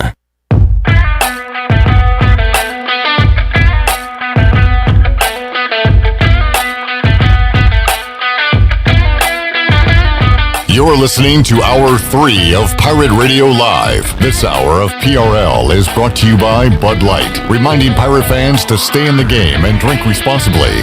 Bud Light, the official beer of the ECU Pirates, and proudly distributed by Carolina Eagle Distributing since 1989. Now, back to the show. Welcome back, and congratulations to Ray Odom of Winterville was our big winner as he walked away with a pair of tickets to a Down East Wood Ducks baseball game. Of course, baseball is back in Kinston. You can get your single game tickets, and you can also check out all the fun promotions that are planned this season right now at woodducksbaseball.com. Now let's head back into Pirate Radio Live. Here is your host, Clip Brock. All right, back with you, Pirate Radio Live here on a Wednesday. Corey Gloor joining us. This guy's Sam over here. What's up, Sam? What's up, Sam? Hey. Thank you, Sam, for your contributions. Corey's and also bringing me to the studio. Absolutely. Driver slash he's my chauffeur, bodyguard slash spotter. Yes. Yeah, he's when I was here last year for Tulane football, he was in my radio booth spotting for me. Well, let's talk to Sam about that. Sam, what was it like how was that? To spot a D1 college football game? To spot a D1 college game in Greenville, North Carolina, no better experience. Yeah. Second to none. Second to none. Dream come true. And also, I said this after that game, I am 1-0 in games that I'm spotting at ECU. But he's 0-1 for who he was working I was with. about to say, but you were working for the opposite team. But 0-1 for the opposite team. Which means 1-0 for ECU.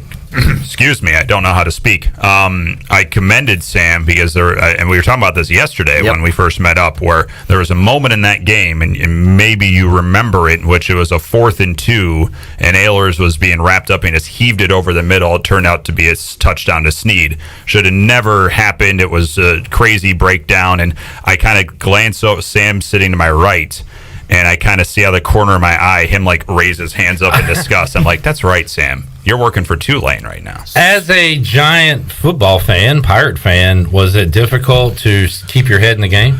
At the very beginning, it was, because ECU got off to such a hot start that there was a couple of times that I took binoculars off to like kind of enjoy the moment, and I was like, "Wait a minute, I'm supposed to be." You need to tell me what defender Keaton Mitchell just torched. Thank you. Yeah, so I would just like point at random numbers, and it's like that's the third string kicker, and I'm like, sorry. And that's what a spotter does. You just sit there and you point to whoever's into the play. A tackle made, like he said, got burnt. Okay, and that sounded like you were about to minimize his job, but you came around. He's got a chart that I use as well, and when Jeff's in here, you've probably seen the chart. Oh, he showed it to us one time. You can flip it. Yeah, you can flip it. Mine flips as well, and so cool. He has that in front of him, and he just points to. I hopefully know who carries the ball or who catches the ball, and he'll point to the defender that was burnt or tackled or where the penalty was and all that. Now, are you having to do that everywhere you go? Are you having to find? Can I ask that most question? Because I have a question. Yeah. Most NBA players have like a woman in every city that they go to. Do you have a spotter in every city that you go to? No comment. Okay. No, I try to get spotters. And Sam, are you jealous? He doesn't take you everywhere. Well, he did a good enough job. I'll hire him away. Yeah, after that game, I did ask if there was a travel expense that Tulane could offer, and I would fly out, or just stay in Tulane for a couple weeks and make that happen. Hey man, what do you do? I'm a spotter. Spotter, driver. You could be Corey's guy, like Entourage, like your turtle. Yeah, he could be your turtle. We got a traveling crew for every football game. He'd just be part of the party. He's your roadie. Yeah. All right. Let's play 5-second game. So we do this with Bryce Williams on Tuesdays, just during the summer, something to have some fun with. Rules are you just ask somebody, and Shirley and CJ are playing as well. So this is our first 6-man game. Ask anybody you want a question. They have 5 seconds to answer, or they're out. If you get it right. If Sam gets it right and I ask him, it's then on him to point out the next person and ask a question. Now, sometimes we do themes. We've been just going grab bag, like whatever you want to ask. So it has to be a question with a true discernible answer. It's not like an opinion question. And you have to know the answer. Okay, I see. Or at least one of the options. So sports related or anything. Yesterday we got into the periodic table. We did yesterday, and that was fun. But just as an example, and to get the game rolling, I'll ask CJ, name a Steelers quarterback that has played since 2000, not named Ben Roethlisberger. Charlie Batch. All right. And now it's on CJ. All right, so let's go to Sam. Name a college football stadium in the Pac-12. Oregon's Tolson Stadium. It's a very weird name. Stadium in Oregon. Sam is out. I think you were looking for Autzen Stadium. You could go before they move the Coliseum. I mean, Rose Bowl, LA Coliseum. No. I like not thinking and just speaking. That's always. I'm glad y'all knew what that stadium was, because that's not what I was thinking. If you could go get the car running, there. get it cranked up. Yes, all right, warm up the bus. CJ. Let's go, Shirley. Name a current NBA player taller than 7 feet. Taller than 7 feet? I don't even watch the NBA. Luka, I don't know. What? I don't watch the NBA. CJ is chopping them down. I thought I was asking fine I really don't. I haven't idea. watched the NBA since Can you even freaking name Jordan one? retired. I was going to say Taco Fall. I was thinking Porzingis. All right.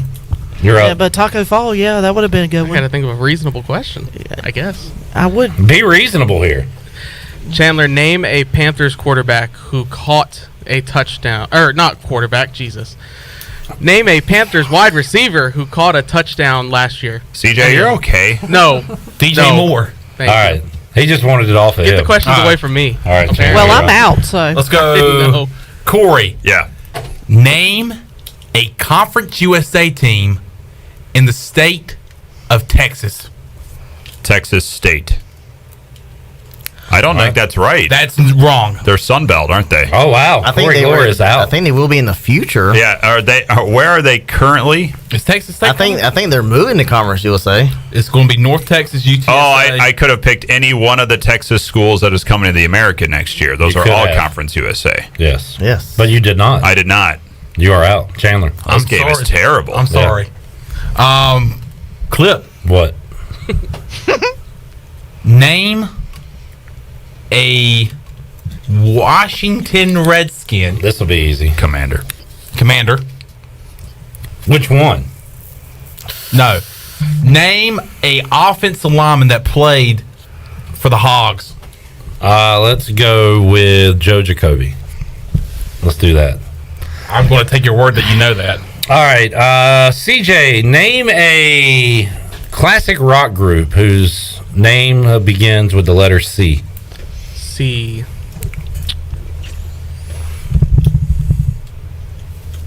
And that is 5 seconds. You are out. I was thinking CCR, Creedence Clearwater Revival. Cream, down on the corner. Cheap Trick. Yeah, there's a few. There's a bathroom on the right. Totally thought that was what that was saying. Longer than I should have in my life. Yeah. Chandler, name a comedy that past or present on television that starts with the letter S. Seinfeld. That is what I was thinking. That is correct. Let's go with Clip. We're going to go. Oh my gosh, I had my. Oh, name a country music artist. Mm-hmm. It starts with the letter R. Starts with the letter R. Ron. Ronald. Ramblin' Group. I thought he was going to get there. Ronnie Millsap. Is that Ronnie Millsap. Rodney Carrington. I was going to say Randy Travis. He's a comedian. I was thinking isn't Randy he? Travis. And he also sings. He's also a musician. Fair enough. does, yeah. Chandler wins. Ding, ding, ding. All right, run it back one more time. Boo. All right, Sam. Chandler. Name. Hurry up. Name a state. State. That's it? State. No. Here we go.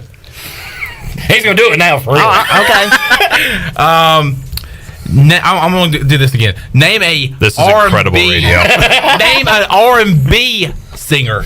Name an R&B singer. R&B singer that starts with the letter M. Mary J. Blige. That's exactly what I was Yeah. talking about. What's the That's 411? exactly- Yep. All right, Sam, you're up with the question.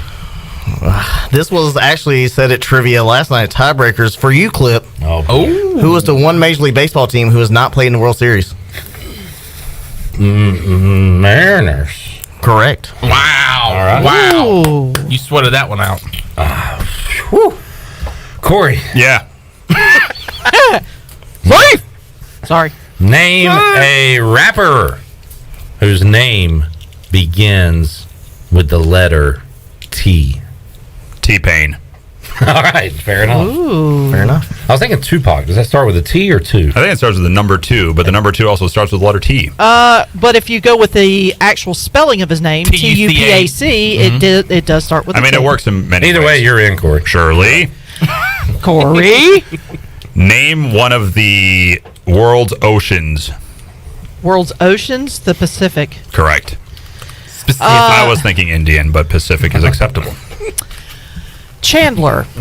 Are there still 4? I believe there's 5. Right. Arctic. Name the WNBA team that is located out of Seattle. Got him. Seattle. Easy. Mystics. No. No, Seattle. You're out. You're out. Come By on, the way, man. that's the Washington Mystics. Seattle Sonics. Nope. Seattle. Yeah. Too soon. Yeah, the NBA contracted it. Storm. It's the Seattle Storm. Storm. All you have to do is. I can't win them all. I mean, folks. how many times have I talked about Sue Bird? All the time. I know. Never stops. All right, Shirley, you're up.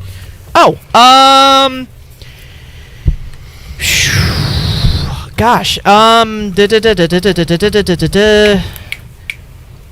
Corey. Yes. Name the single A affiliate Ooh, I like this. of the St. Louis Cardinals. God.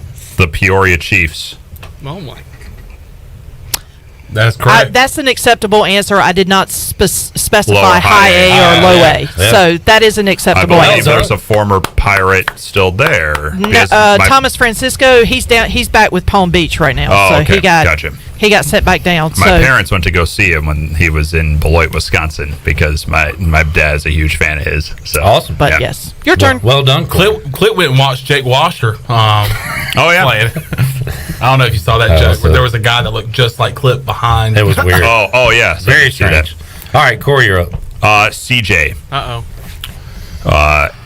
Name a city in the current Big Ten. A city in the current Big Ten. Columbus. I was thinking Madison, but correct. You're up, CJ. Clip, you're still in, right? Yep. Yep. Okay. Name any current professional wrestlers finisher. Just pick one. All right, the Go to Sleep. Okay. TTS. Yep. CM Punk. All right. Sam. Hey. Hey. Name 3 members that were in the NWO that were not Hogan, Nash, or Hall. Ooh. The NWO? In the NWO. Oh, man. Time starts now. Booker T. I think he was in there. The other guy that was with Booker T. Glenn is driving off the side of the road right now. And Eddie Guerrero and Chavo Guerrero. I don't think so. He had 5 seconds. You name like the only WCW guys not in the NWO. All right, Sam is out. That was a tricky one, but all right, Corey. Yes, sir. Name a quarterback. Name him. That played for multiple NFC North teams in their career. Now I have to think of. Okay, I got a guy. Brett Favre. Very good. I was thinking Favre. Mike Tomczak. Not even Mike Tomczak thinks of Mike Tomczak. I'm pretty sure he played for the Bears and the Packers, if I'm not mistaken. I mean, half of us have played for the Chicago Bears and played quarterback for the Chicago Bears. Well done, Corey. All right, you're up. Who's still in? I mean, Clip is in. CJ, Shirley, me, and you. All right, Corey. Oh, that doesn't work. Hello. Hello. Clip, I've not asked you yet. All right. Clip, Yeah. name 2 MLS teams that is not FC Charlotte. Okay. You've got the New England Revolution. Are they still in it? Sure. And you've got the one in Miami, Miami FC Miami. Is that their name? Yes, I believe. I don't know about Miami. I know they have Orlando. Yeah, Miami's got a team because Beckham's. Miami has a team. I thought it was Inter Miami. Doesn't Atlanta have one? Miami FC is in the USL. So I'm out. Orlando? Is it Orlando City? Yeah, they're one. Yeah, Atlanta I should have got that, but I'm out.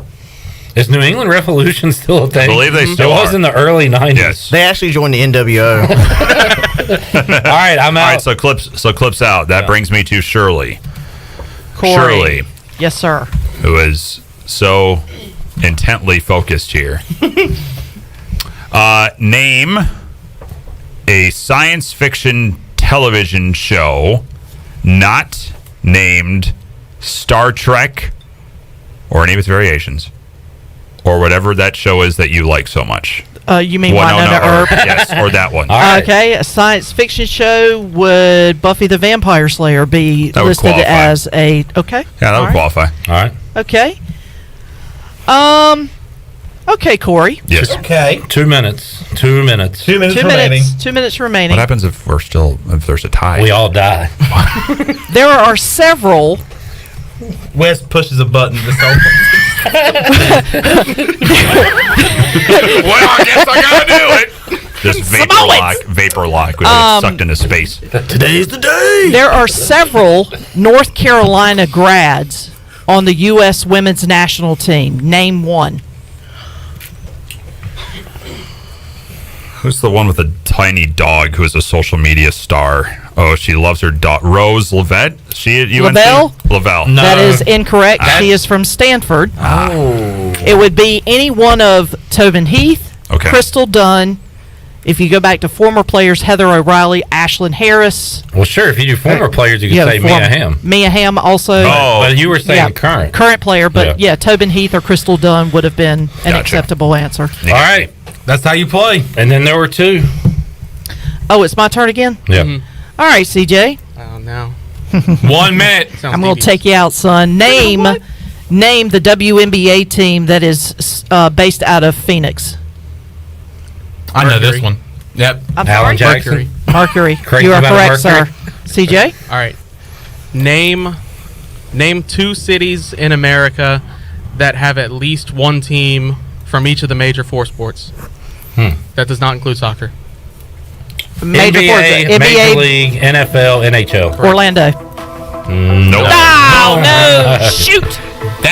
I was thinking Florida. I was thinking Florida. Well done, CJ. Well done. Corey, thanks for hanging out. Hey, thanks for allowing me to come back here. Enjoyed it, man. Sam, good to see you. We didn't go down on the farm. How's the Braves farm system looking? It's not looking as great, but it's because they're all graduating and playing in the majors right now. That's a good thing. And outside of today are looking pretty good this year.